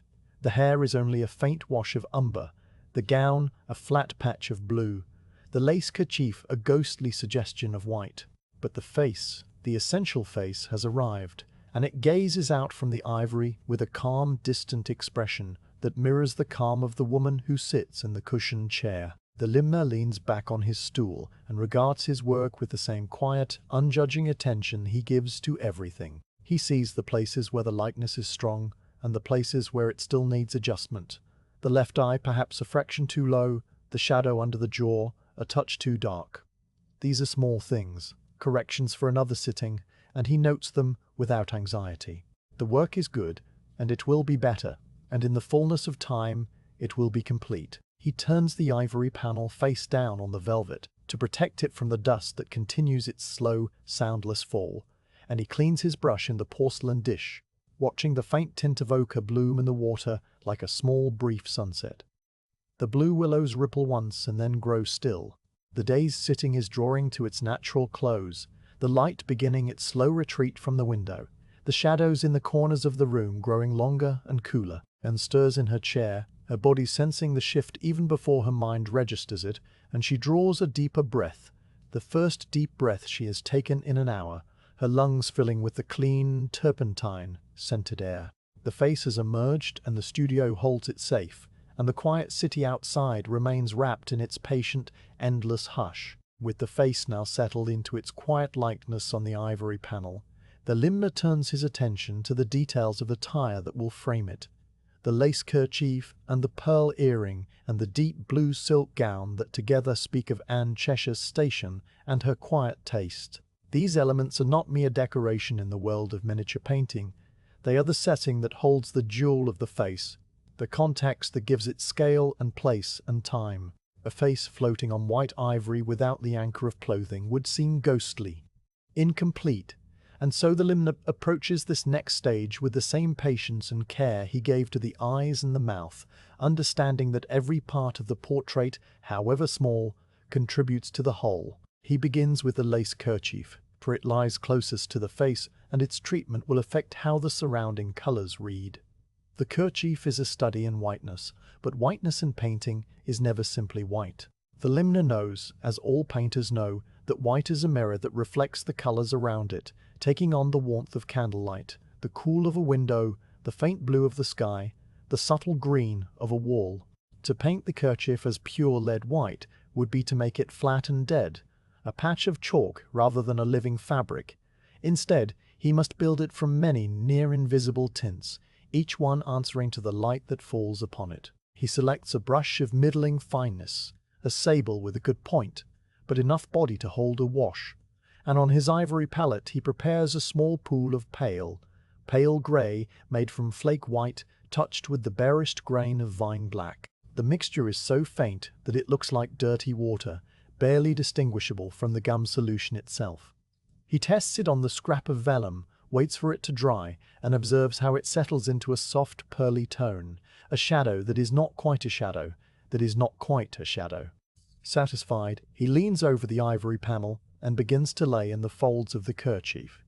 The lace is not painted thread by thread, for that would be a labor of months and would produce a stiff, mechanical result.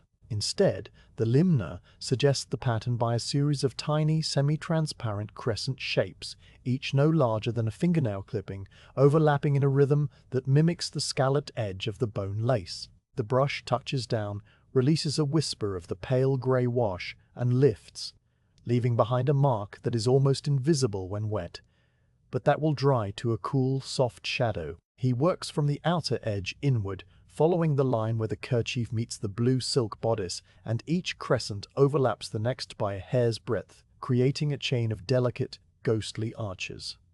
Where the kerchief folds, tucking into the neckline of the gown, the shadows deepen. Here, the limner adds a second pass with the same pale grey, building the tone by tiny increments, never allowing a hard line to form. The fold must feel soft, the linen yielding, the starch that Bridget applied giving way to the gentle pressure of the bodice. He uses the very tip of the brush to trace the narrow crease where the fabric doubles back on itself, a line so fine that it disappears when he blinks, and then he softens it immediately with a dry brush, feathering the edge into the surrounding white. The highlights of the kerchief, the raised threads, and the tiny embroidered flowers that catch the light from the north window are not painted at all, but left as bare ivory.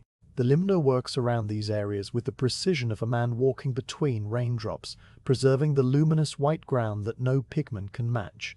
The pattern that emerges is one of subtle contrast, the pale grey shadows giving shape to the pristine white, the whole effect so delicate that a viewer might see only a beautiful kerchief without ever noticing the art that made it so.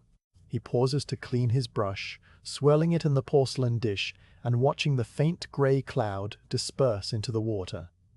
The blue willows tremble and then grow still. He wipes the brush on the linen rag and sets it on the leaf-shaped rest, then sits back to study his progress. The kerchief is perhaps half done, its right side still a ghostly suggestion, its left side now holding the beginnings of true form. He notes the places where the pattern needs adjustment, a crescent here that is too heavy, a fold there that is too faint, and he stalls these observations for the next pass. The pearl earring is a different challenge entirely, a single small object that must convey roundness and weight and luster within a space no larger than a lentil seed. The limner turns his attention to this tiny detail with the same gravity he would give to a full-length portrait, for he understands that a pearl, painted well, can give a face its final touch of life. He selects his finest brush, the one made from a single hair, and prepares 3 distinct tints on the palette, a dark shadow color mixed from umber and a speck of ultramarine to cool it, a mid-tone of pale grey, and a pure opaque dot of lead white for the highlight. The pearl itself has already been mapped as a small circle on the ivory, placed just below the lobe of Anne's left ear. The limner begins by laying in the shadow, a thin crescent of the cool, dark mixture that follows the lower curve of the pearl, the part that turns away from the light. This shadow gives the pearl its roundness, its solidity, suggesting that it is a sphere and not a flat disc. The stroke is a single, uninterrupted curve, the brush pivoting around his finger joint with a motion so practiced that the line emerges perfect and even. Next he adds the reflected light, a fainter crescent of pale grey on the upper curve, just opposite the shadow. This is the light that bounces up from the blue silk gown and the white kerchief, a subtle illumination that prevents the upper half of the pearl from going dark. The 2 crescents, shadow below and reflection above, frame a central area of bare ivory that remains untouched, the local color of the pearl itself. The final touch is the gleam, a single pinpoint of opaque lead white placed at the exact spot where the light from the window strikes the pearl most directly. This dot is applied with the lightest possible pressure, the brush barely grazing the ivory, leaving behind a speck of pure brightness that seems to hover above the surface. The gleam is what makes the pearl look wet and smooth, a tiny, perfect star that catches the eye and holds it. The limner waits for the white to dry, and then, with a dry brush, he softens its edge by a microscopic degree so that it blends imperceptibly into the surrounding ivory.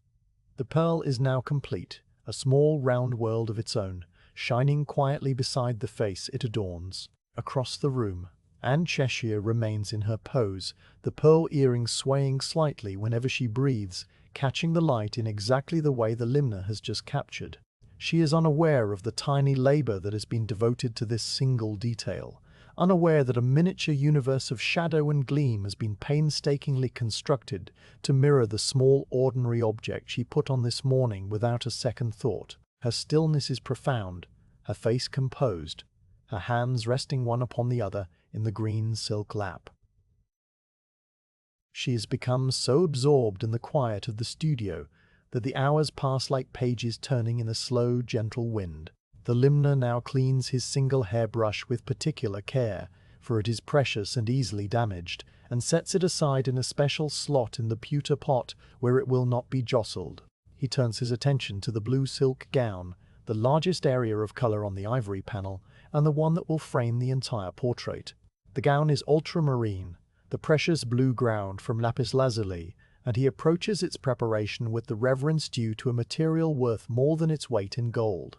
On the ivory palette he measures out a small mound of the ultramarine pigment, tapping it from its compartment with the tip of the knife. The powder is a deep celestial blue, vibrant even in its dry state, and it seems to glow with an inner light. He adds a drop of gum water and begins to stir with the porcupine quill, slowly at first, then with a steady circular motion that blends the pigment into a smooth, velvety paste. The color deepens as it wets, shifting from a bright azure to a profound indigo, the color of a winter sky just after the sun has gone. He works the mixture patiently, crushing any tiny lumps against the side of the palette with the flat of the knife, until the paste is perfectly uniform and flows from the quill in a long, unbroken thread. He adds a second drop of gum water and a touch of clean water to thin the mixture to a working consistency, then tests it on the vellum scrap. The wash goes down a deep, even blue, and dries to a slightly lighter matte finish, the color remaining true and luminous. Satisfied, he selects a larger brush, a squirrel hair that will carry more color and lay a broader stroke, and he begins to apply the first wash to the area of the gown. The blue is laid in with broad, even strokes that follow the contours of the bodice and the fall of the skirt, each stroke overlapping the last while it is still damped to prevent hard edges. The color pools briefly in the tiny hollows of the gesso, then settles into an even film as the gum water carries the pigment into a uniform layer. The first wash is pale, for the limner knows that ultramarine is most beautiful when built up in successive glazes, each one deepening the hue and adding a new dimension of richness. He works around the kerchief and the pearl and the face with the same careful precision, bringing the blue close to the edges without ever touching them, leaving a hairline of bare ivory that will later be resolved into a clean boundary. The gown takes shape quickly compared to the face, for it is a larger, simpler form, but the limner does not rush.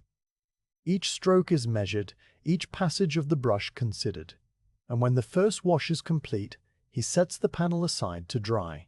The drying of a watercolor wash is a quiet event, a slow transformation that requires nothing but patience. The wet sheen fades gradually from the surface, the blue lightening as it sets, the color locking into the gesso and becoming fixed. The limner watches this process without impatience, his hands resting on the velvet, his mind neither occupied nor empty, but suspended in that calm, attentive state that the studio seems to cultivate. From the street below comes the distant clop of a single horse, then silence. The church bell marks the quarter hour, and the sound drifts through the window like a slow, mellow bird. When the first wash is fully dry, the limner prepares a second, slightly stronger mixture of ultramarine and applies it with the same broad, even strokes. This second layer deepens the blue perceptibly, pushing the shadows of the folds into greater relief, and the gown begins to acquire a velvety depth that the first wash only hinted at. A third wash follows, mixed with a touch of indigo for the deepest shadows, and these are applied not over the whole gown, but only in the folds, the dark crevices where the light does not reach. The limner studies the actual gown on Anne's body, noting the way the silk crumples at the waist, the long sweeping curve of the skirt as it falls over her knees, the subtle highlights where the fabric catches the window light. Each observation becomes a tiny adjustment on the ivory, a stroke added here, a shadow deepened there. The lace kerchief receives its final touches, The crescents now built up into a convincing suggestion of bone lace, the shadows complete, the highlights preserved. The pearl gleams in its small, perfect circle. The blue gown glows with the deep, celestial warmth of the lapis lazuli which it was made, and at the center of it all, the face of Anne Cheshire gazes out, with her calm, slightly asymmetrical expression, her eyes holding the distant reflection of the window, a mouth set in the quiet line that the limner has studied for so many hours. He cleans his brushes one by one, shaping the points between his lips, returning them to the pewter pot. He covers the palette with a small glass dome, wipes the work table with a soft linen rag, and turns the ivory panel face down on the velvet. The day's work is done, and the portrait is now a little more than half complete, a gathering of careful details that are slowly, patiently, inevitably coalescing into a single, harmonious likeness. The studio holds the quiet of late afternoon, the light mellowing further toward a golden dimness, and everything rests in perfect, patient order. The window of the studio, propped slightly ajar with a folded piece of paper that has yellowed with age, lets in not only the shifting light of the afternoon, but also the distant, scattered sounds of a city holding its breath. These sounds are few and far between, each one isolated by the great cushion of silence that has settled over London in this plague year, and they arrive at the ear not as interruptions but as gentle reminders that the world beyond the whitewashed walls still exists, still moves, still carries on its quiet, reduced life. John Parr hears these sounds without listening to them, his attention fixed on the ivory panel where the blue gown is slowly deepening under his brush. The sounds enter his awareness and drift away again, like leaves floating on a slow stream, leaving no trace. He is growing so accustomed to the quiet that he no longer finds it strange. It has become the normal condition of his days, the baseline from which all other sensations depart and to which they return. The clamour of the old London, the shouting apprentices and the rumbling carts and the crying vendors and the laughing crowds now seems like a memory from another lifetime. The first sound to drift through the window is the slow, rhythmic clopping of a single horse's hooves on cobblestones, somewhere to the east, perhaps near the corner of Lime Street. The horse is walking at a measured pace, not hurrying, its iron shoes striking the stones with a dull, metallic ring that echoes briefly between the close-set houses and then fades. There is no accompanying jingle of harness, no creak of cartwheels, no driver's voice calling out. The horse is alone, ridden by someone who has no need to announce their presence, perhaps a physician making a silent round or a parish officer going about his reduced duties. The sound approaches, grows slightly louder, reaches its peak somewhere directly below the window, and then begins to recede, each step a little fainter than the last, until it dissolves into the general hush and is gone. The silence that follows seems deeper than before, as if the hoofbeats had carved a small valley in the quiet that now fills itself with stillness. Anne Cheshire hears the horse too, her eyes still fixed on the middle distance, her hands still folded in her lap. The sound reaches her as a faint, rhythmic pulse, and she follows it in her mind without conscious effort, tracking its approach and its retreat. She imagines the horse, a bay perhaps, its coat darkened with sweat, its rider bent low over the saddle, and then she lets the image go. The sound is gone, and the studio settles back into its calm, patient hush. A few minutes later, or perhaps a quarter of an hour, time being difficult to measure in the stillness, the church bells begin their slow tolling. It is St. Nour, Catherine Coleman first. The nearest church, its bell deep and mellow, striking the hour with a measured cadence that seems to roll across the rooftops like a slow stone rolling across a field of grass.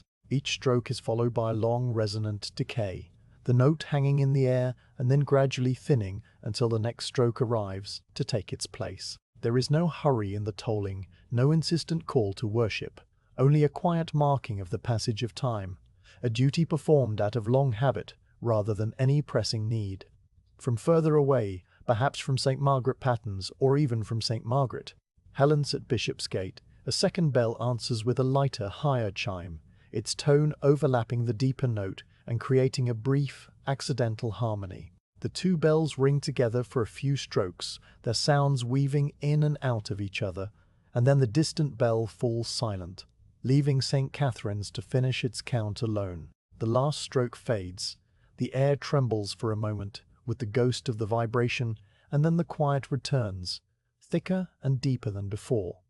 The limner, during the tolling, has not paused in his work. His brush continues its slow, steady movement across the ivory, the sound of the bell so familiar that it requires no acknowledgement. He is laying in the deep shadows of the blue gown now, the folds that fall where the silk crumples at Anne's waist, and the tolling provides a gentle, rhythmic accompaniment to his strokes, as if the city itself were keeping time for him. In the long silence after the bells, a new sound enters through the window, one that comes only rarely, and that always carries a particular weight. It is the slow, shuffling tread of footsteps in the street below, not the brisk steps of a person on an errand, but the dragging, hesitant walk of someone who carries a burden. This is the sound of a funeral procession, though a very small one, perhaps only a single cart and a driver, perhaps a single mourner walking behind.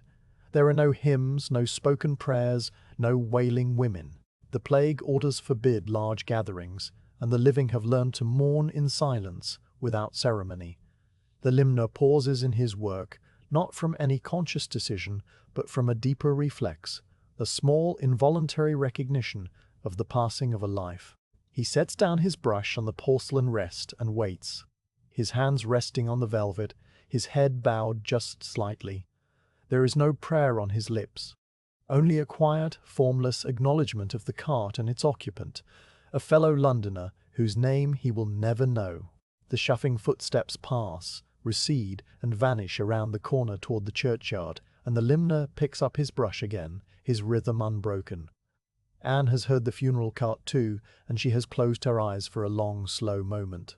She thinks, without dwelling on the thought, of all the carts that have passed through the streets since the plague began, carrying their silent passengers to the great burial pits at Finsbury or Bethlehem. The thought is not a fearful one, not in this room, not in this stillness. It is simply a fact, a part of the year's strange fabric, and she lets it sit in her mind without resistance, then lets it go. When she opens her eyes, the studio is unchanged, the light still soft and steady, the limner still bent over his work, the dust still adrift in its slow golden dance. Between these larger sounds, the window admits a constant, barely audible texture of smaller noises that blend together into a gentle, rustling backdrop. The wind, when it stirs, is not a strong wind, but a soft, intermittent breath that moves through the narrow lanes and finds its way up to the studio. It rattles the shutters of a nearby house with a dry wooden clatter that lasts only a second and then stops. It stirs the leaves of the plane tree that grows in the courtyard 2 doors down, and the leaves whisper against each other with a sound like very distant water. It carries the faint, far-off scent of the river at low tide, a clean, mineral smell that is not unpleasant, only ancient and deep. Birds call from the rooftops, sparrows and finches mostly, their chirps brief and solitary. A single pigeon coos from a chimney pot, a low, throaty sound that repeats 3 times and then ceases. The birds are braver now, in the quiet city.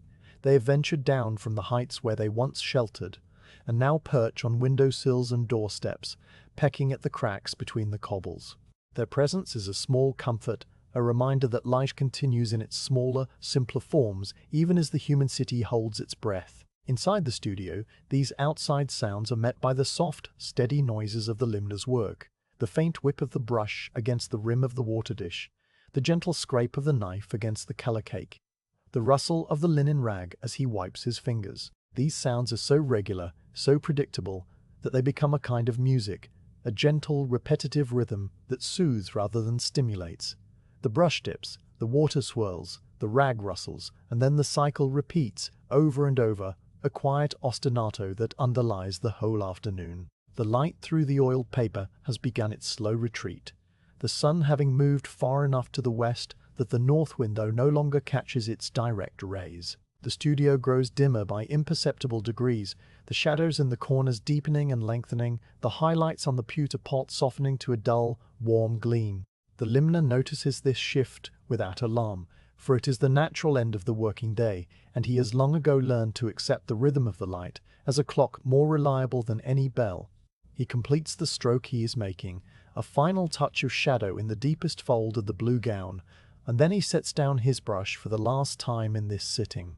His shoulders rise and fall with a deep, quiet breath, and he stretches his fingers outward, the joints making their small, soft pops. He looks at the portrait for a long moment, the ivory panel glowing faintly in the dimming light, the face of Anne Cheshire gazing back at him from its small, luminous world. The work is advancing, day by day, hour by hour, stroke by stroke, and there is a deep satisfaction in this slow progress, a contentment that asks nothing more than the chance to continue. Anne senses the shift in the room's atmosphere, the subtle change in the Limner's posture that signals the end of the sitting. She stirs in her chair, her body uncurling from the pose with the same slow, deliberate grace with which she assumed it. Her hands, which have been folded for so long, separate and rest on the arms of the chair. Her back straightens, her head turns slightly, and she draws a full, deep breath, the air filling her lungs and then leaving in a long, quiet sigh. The stillness has become a part of her now. She carries it in her shoulders and in the set of her jaw and in the calm, open expression of her face. The Limner rises from his stool and crosses to the window. He removes the oiled paper, folding it carefully and returning it to its place on the sill, and then he draws the shutters partway closed, leaving only a narrow gap through which the fading daylight still enters. The room darkens into a soft amber dusk, the colors of the objects muting, the shadows merging into a single gentle dimness. He turns to Anne and inclines his head with that same slow, courteous bow, and she rises in response, gathering her cloak around her shoulders, the fabric settling over the blue silk gown with a soft, final rustle. The sedan chair is waiting below, the chairmen Simon and Peter having returned at the appointed hour, though no hour was ever spoken aloud. Anne descends the narrow stairs with the Limner behind her, their feet finding the familiar pattern of creaks and silences, and then the green door opens and the grey light of the street rushes in. The sedan chair rocks gently as she settles into it, the velvet cushion receiving her with a familiar sigh. The chairmen lift the poles, the chair rises, and the slow rocking journey back to Lombard Street begins, the sounds of the city fading behind her until only the quiet remains, wrapped around her like a blanket. The Limner closes the green door and climbs the stairs to his studio. He covers the ivory panel with a small silk cloth, wipes his palette clean, pours fresh water into the porcelain dish, and tidies the brushes in their pewter pot. The room settles into its evening stillness, the objects resting in their places, the dust motes no longer visible in the dim light, the window now only a pale grey square against the darkening wall. Outside, the city slips deeper into its nightly hush, the silence growing and spreading until it covers every street and lane and courtyard, until every house is a small island of quiet in a great calm sea. The final sittings arrive not with any ceremony, but with the same quiet inevitability that has marked every stage of this portrait, the days turning one into the next until a week has passed, and the miniature on the ivory panel has reached its full depth. The studio on Fenchurch Street has remained unchanged throughout this span, its whitewashed walls holding the same soft light, its velvet cloth bearing the same faint impressions of the Limner's tools, its air carrying the same faint scent of gum arabic and old wood. The only thing that has altered is the small rectangle of ivory that sits in the cork-lined clamp, and it has altered profoundly, moving from a ghostly suggestion to a complete and living likeness. John Parr stands beside his work table on this last painting day, his felt, soled shoes planted on the familiar floorboard, his eyes moving slowly over the portrait with the careful, assessing gaze he has given it 100 times before. The face of Anne Cheshire looks back at him, calm and steady, her slight asymmetry captured with such gentleness that it reads not as a flaw but as the signature of a real, breathing person. The eyes hold their distant gleam, the mouth its quiet line, the cheeks their faint warm blush. The lace kerchief lies soft against the blue silk gown, the pearl earring glows with its tiny, perfect highlight, and the whole composition has settled into a harmony that needs only a few last touches to be complete. He picks up his finest brush, the one made from a single sable hair, and wets it on his tongue with that old habit that has accompanied every painting he has ever made. On the ivory palette, he has prepared a thin glaze of yellow ochre cut with a great deal of gum water and a single drop of the palest madder lake, a mixture so transparent that it looks like weak tea in a porcelain cup. This glaze, when passed over the entire face, will warm the skin slightly, uniting the various flesh tones into a single, cohesive glow. It is a technique his master taught him in the early years of his apprenticeship, a final veil that brings the separate passages together as a choir brings voices into one chord. The brush moves across the face with a touch so light that it barely grazes the surface. The glaze flows from the bristles and settles into the microscopic valleys between the earlier hatchings, filling them with a warm golden luminosity that seems to rise from within the ivory itself. The limner works from the forehead down, covering the temples, the cheeks, the nose, the chin, in one continuous fluid motion, never lifting the brush until the entire face is covered. Then he sits back and watches the glaze dry, the wet sheen fading, the warmth locking into the paint beneath. The face now seems to breathe, to hold a gentle, living heat that was not there before. He repeats the process for the hands. Faram's folded hands have been a part of the portrait from the beginning, resting in her lap with the fingers interlaced. The hands are rendered simply, with soft, pale ochre shadows and highlights of bare ivory, and the same warm glaze passes over them now, bringing them into unity with the face. The hands are still, calm, expressive in their repose, and they complete the portrait's quiet statement of patience and presence. The blue gown receives its final depth next, a last glaze of ultramarine mixed with a touch of indigo that is applied only to the deepest folds, the places where the silk crumples into darkness. The limner adds these shadows with small, careful strokes, deepening the contrast, giving the gown a velvety richness that makes the lighter passages seem brighter by comparison. The lace kerchief, already finished to his satisfaction, is left untouched, its delicate crescents and bare highlights preserved in their pristine state. The pearl receives no further attention, its small, perfect world already complete.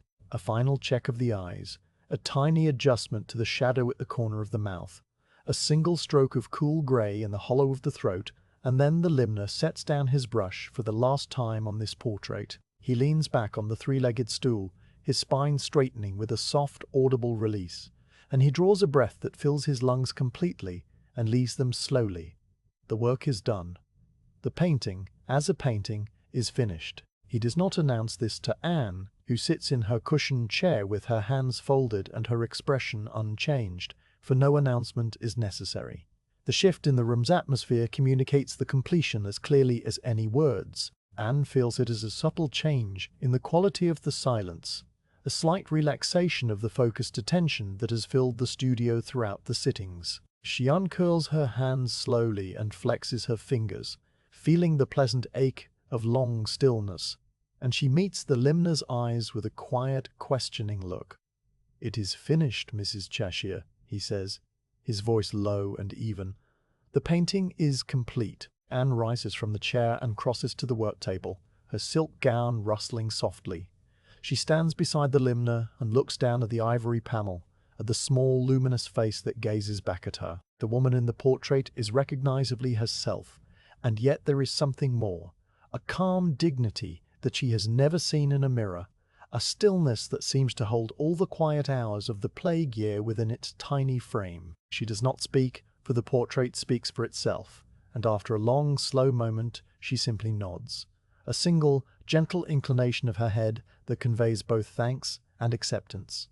The sitting is over, but the miniature is not yet complete as an object. The painting must dry thoroughly before it can be sealed, and so the limner props the ivory panel against a small wooden block on the shelf, away from the dust and the direct light, and leaves it there to rest for the remainder of the day. Anne takes her leave with the same quiet grace she has shown throughout, descending the narrow stairs, stepping into the waiting sedan chair, and rocking slowly back to Lombard Street through the silent, empty streets. The next morning, John Parr rises with the first light and climbs the stairs to his studio while the city is still wrapped in its deepest hush. The ivory panel has dried perfectly overnight, the colors set and stable, the surface free of any bloom or clouding. He picks it up gently, holding it by the edges, and carries it to the work table where he has already laid out the materials for the final stage: the silver gilt locket, the polished slice of rock crystal, a small silver key, a piece of soft leather, and a tiny dish of powdered chalk. The locket is a simple, elegant thing, made by a silversmith in Cheapside whose work John Parr has trusted for years. It is oval, just slightly larger than the miniature itself, its rim decorated with a fine, engraved pattern of scrolling lines that catch the light with a subdued gleam. The interior is lined with a thin cushion of blue silk that will press gently against the back of the ivory, holding it in place without damaging it. The locket opens on a tiny hinge, the two halves closing together with a precision that speaks of skilled, unhurried craftsmanship. The crystal cover is a curved slice of pure rock crystal, cut and polished by a specialist lapidary in a workshop near the tower. It is no thicker than a copper coin, perfectly transparent, its surface so smooth that it feels cool and slick under the fingertip. The limner holds it up to the light, tilting it slowly, watching the way the morning sun refracts through it and casts tiny dancing rainbows on the whitewashed wall. He breathes on it once, and the fog of his breath appears and then fades, leaving no trace of cloudiness. The crystal is flawless. He lays the crystal on the soft leather and dips a corner of the cloth into the powdered chalk. With small circular motions he polishes the crystal on both sides, the chalk grinding away any invisible film of oil or dust that might have settled on it. The motion is slow and repetitive, the leather making a soft rhythmic sound against the crystal, and the limner falls into the familiar trance of the task, his mind quiet, his hands working with the certainty of long practice. When he is satisfied, he holds the crystal up to the light once more and sees only perfect, unblemished clarity. The moment has come to join the pieces. John Parr opens the locket and lays it flat on the velvet cloth, the interior facing up. He takes the ivory panel and examines it one last time, his eyes traveling over every detail of the face, the kerchief, the gown, the pearl, committing the small, perfect world to memory. Then, with the care of a man handling a butterfly's wing, he lowers the panel into the locket, settling it against the blue silk cushion. It fits exactly, the oval of the ivory matching the oval of the locket, no gap showing as any edge. The crystal is laid over the painting next, its curved side facing outward, its flat side resting against the painted surface with a contact so perfect that no air bubbles are visible. The limner aligns it by eye, adjusting it by fractions of a hair until the edges are perfectly parallel with the locket's rim. Then he closes the back of the locket over the assembly, the tiny hinge moving without a sound, and he inserts the small silver key into the hole in the side, turning it slowly. The mechanism inside, a simple threaded screw, tightens against the back of the ivory, pressing it gently but firmly against the crystal, sealing the miniature into its protective shell. The key turns with a soft, precise click, and the locket is closed. The limner holds the finished piece in his palm, tilting it under the light to see that no dust has crept inside, that the crystal sits perfectly flush, that the silver rim catches the light with its quiet gleam.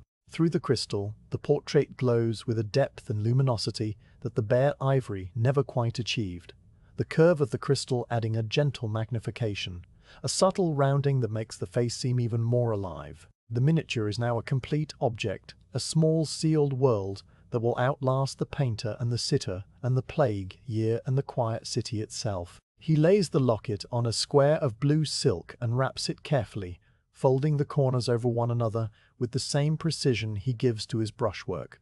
The silk is soft and lustrous, the color of the deep ultramarine gown, and it cradles the locket like a hand. He places the wrapped bundle in a small drawer of his cupboard, beside the dried rosemary in its glass jar and the curious rounded glass, and he closes the drawer with a soft, firm push. Mrs. Fost, Cheshire, will come one final time to collect the portrait, but that is for another day. For now, the locket rests in the quiet dark of the cupboard, its crystal shining faintly even in the absence of light, its painted face gazing out with the same calm patience that Anne herself has shown throughout all the long, slow hours of its making. The limner tidies his table for the last time in this commission, wiping the palette clean, washing the brushes, covering the color box, folding the velvet cloth. The studio settles into its familiar order, and the morning light continues its slow, steady journey across the room, touching each object in turn with its pale, golden hand.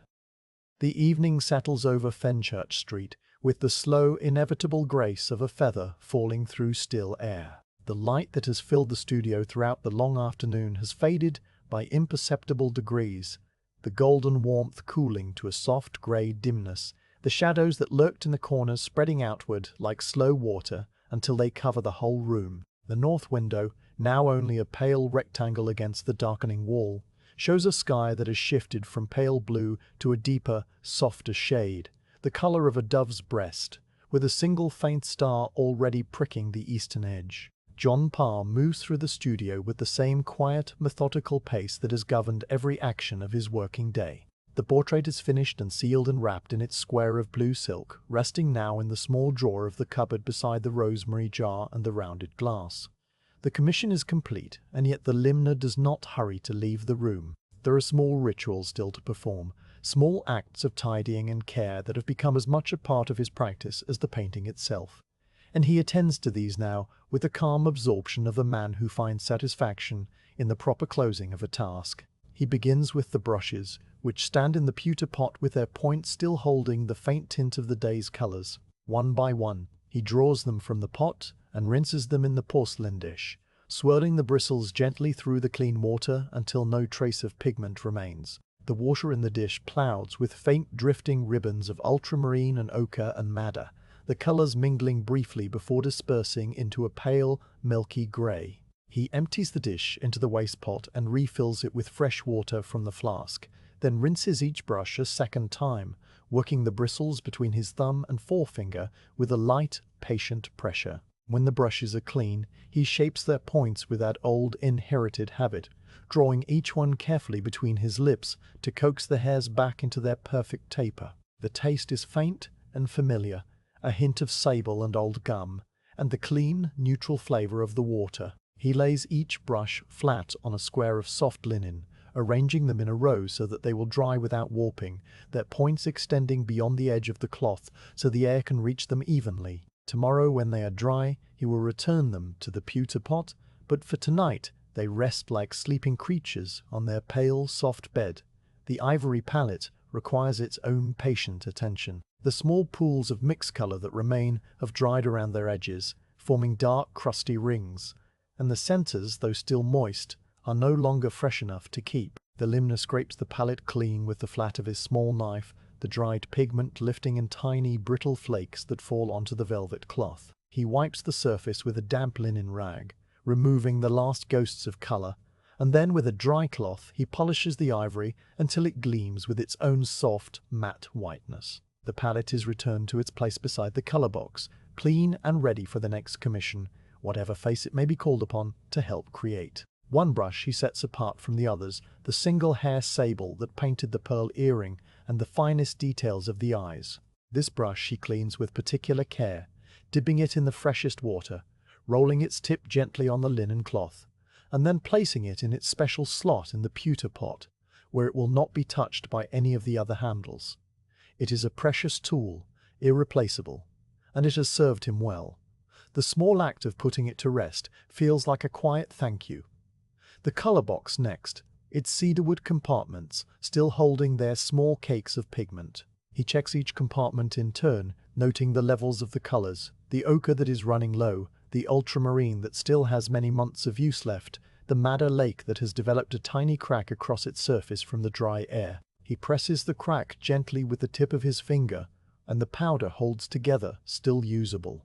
The box is closed with a soft, precise click, the cedar releasing its faint, sweet scent as the lid settles into place. The gum arabic jar receives a drop of clean water to replace what has evaporated during the day, and the cork stopper is pressed firmly back into its neck. The muller is wiped clean of the faint blue smear that has clung to its underside, and it is placed back on its square of chamois leather. The small silver tools, the knife and the quill and the tiny spoon for measuring pigment, are gathered and returned to their own compartment in the cupboard. Every object on the work table finds its way back to its proper place, the order of the studio restoring itself piece by piece. The plum velvet cloth is the last surface to be cleared. The limner lifts it carefully from the table, carrying it to the window where the last light of the evening still lingers, and he shakes it gently, the dust and the tiny flakes of dried pigment lifting into the air and drifting away on the faint draught from the window. The velvet settles back onto the table with a soft, heavy sigh, its nap brushed smooth, its color deepening in the dimness to the shade of a ripe plum at midnight. The floor receives a quick, light sweep, the broom making a soft, rhythmic sound against the boards, a sound like the distant whisper of waves on a shingle shore. The limner gathers the day's small debris, the scraps of vellum used for testing colors, the wisps of thread from the linen rags, the single stray sable hair that has worked loose from a brush, and he places them in a small basket beside the cupboard. The room is now as clean and ordered as it was when the morning light first crept through the shutters, ready to receive whatever the next day may bring. From the street below, the last sound of the evening drifts upward through the half-open window, the slow, measured chime of the clock at St. Catherine Coleman striking the hour. Each note is low and unhurried, a mellow pulse that seems to resonate in the floorboards and the walls and the ancient timbers of the roof. The limner pauses in his tidying and counts the strokes without conscious effort. 8, 9. The sound fades, leaving behind a silence so deep and complete that it seems to have a texture, a soft velvety weight that presses gently on the ears. He crosses to the window and draws the shutters closed for the night, the iron hook dropping into its eye with a soft, final click. The last sliver of grey sky disappears, and the studio is left in complete darkness, the objects on the shelf and the table now only vague, darker shapes against the dark. He does not light a candle, for he knows the room by heart, every creaking floorboard and every waiting object, and he can find his way to the door by touch alone. The stairs receive his slow, careful footsteps, the familiar pattern of groans and clicks and silences guiding him downward. The fourth tread groans softly, the seventh clicks, the ninth makes no sound at all, as it has done every day for all the years he has climbed these stairs. The hall at the bottom is dark and cool, smelling of old wood and the faint, far-off memory of turpentine, and the green door to the street is firmly closed, its iron studs cold under his fingertips. Before he leaves the hall, he pauses at the small cupboard where the day's final treasure rests. He opens the drawer and takes out the square of blue silk, feeling its soft weight in his palm. Through the silk, the locket is a small solid presence, warm from being stored in the cupboard, its crystal invisible, but its existence palpable. He does not unwrap it, for the miniature is sealed now and needs no further viewing. He simply holds it for a moment, acknowledging the long, quiet labor that has gone into its making, the many hours of stillness and concentration and patient craft. Then he returns it to its drawer and closes the cupboard door. The limner climbs the second flight of stairs to his private chamber, a small room under the eaves with a sloping ceiling and a single window that looks out over the rooftops toward the distant, invisible river. The room is sparsely furnished, a bed with a woolen coverlet, a washstand, a wooden chest, a single chair with a rush seat. He unbuttons his dark coat and hangs it on a peg, unlaces his felt, soled shoes and places them side by side beneath the chair. He washes his face and hands in the basin of cool water, the drops falling back into the bowl with tiny, melodic splashes, and he dries himself on a towel of coarse linen that smells faintly of lavender. The bed receives him with a soft, welcoming creak, the mattress settling under his weight, the pillow cradling his head. He lies on his back, with his hands folded on his chest, his breathing slowing, his eyes open to the dark ceiling, where the shadows of the rafters trace their faint, familiar lines. He does not think of the portrait, or of Anne Cheshire, or of the plague year, or of the quiet city. His mind is empty and calm, a still pool reflecting nothing, and he drifts towards sleep with the same gentle, inevitable motion that has carried the whole day from morning to evening. Across the city, in the tall timber-framed house on Lombard Street, Anne Cheshire is also preparing for sleep. Her bedchamber is warm and dim, the curtains drawn against the night, a single candle burning on the small table beside the bed. The blue silk gown has been returned to the clothes press, the lace kerchief folded and laid in a drawer scented with dried rose petals, the pearl earring unhooked and placed in its small leather box. She wears a nightgown of soft white linen, and her hair, freed from its braid and its string of pearls, falls loose around her shoulders, the strands still holding the faint, gentle waves from the day's coiling. Bridget has already come and gone, turning down the coverlet, pumping the pillow, setting a cup of warm milk on the bedside table where it sends up a thin curl of steam. Anne sits on the edge of the bed and drinks the milk slowly. Feeling its warmth travel down her throat and spread through her chest, the taste is mild and sweet, a childhood comfort that she has never outgrown, and it prepares her body for rest as surely as any medicine. The candle flame flickers once in a draught that slips through the gap under the door, and the shadows on the wall sway gently in response. Anne watches the flame for a long, quiet moment, its bright, steady heart and its dancing golden edges, and then she leans forward and blows it out with a single soft breath. The room plunges into darkness, but it is a kind darkness, a familiar darkness, the same darkness that has wrapped around her every night in this house for all the years of her marriage. She settles back against the pillow and draws the coverlet up to her chin, feeling the warmth of the quilt and the softness of the feather beds beneath her. Her thoughts, as she drifts toward sleep, are not of the plague or the empty streets or the funeral carts that pass in the silence. They are of the small, luminous face on the ivory panel, the face that is and is not her own, the calm, patient woman who will outlast this strange year and all the years to come. The locket is still at the Limner studio, but she will collect it tomorrow or the day after, and it will hang around her neck or rest on her dressing table, a small sealed world that holds all the quiet hours of the sittings within its crystal cover. She thinks of the Limner's steady hands, the soft sound of his brush against the water dish, the way the dust motes danced in the shaft of light from the north window. These memories are not sharp or urgent, but soft and distant, already taking on the quality of a dream. Her breathing slows, her hands relax, her eyelids grow heavy and close of their own accord. The last thing she is aware of before sleep takes her is the deep, complete silence of the city. A silence so profound that it seems to have a sound of its own, a low, gentle hum like the note of a bell that has stopped ringing but has not yet faded from the air. The night deepens over London, the sky turning from grey to a deep clear black, scattered with stars that shine with a cold, distant brilliance. The River Thames slides past the sleeping wharves and the silent docks, its surface dark and smooth, reflecting the starlight in tiny, trembling points. The streets are empty, the houses dark, the churches dark, the markets dark. The great city, which once roared with life at every hour, now lies as still as a held breath, waiting for the plague to pass, waiting for the carts to stop rolling, waiting for the day when the bells will ring, not for funerals but for the ordinary, forgotten joy of a morning in a crowded, living world.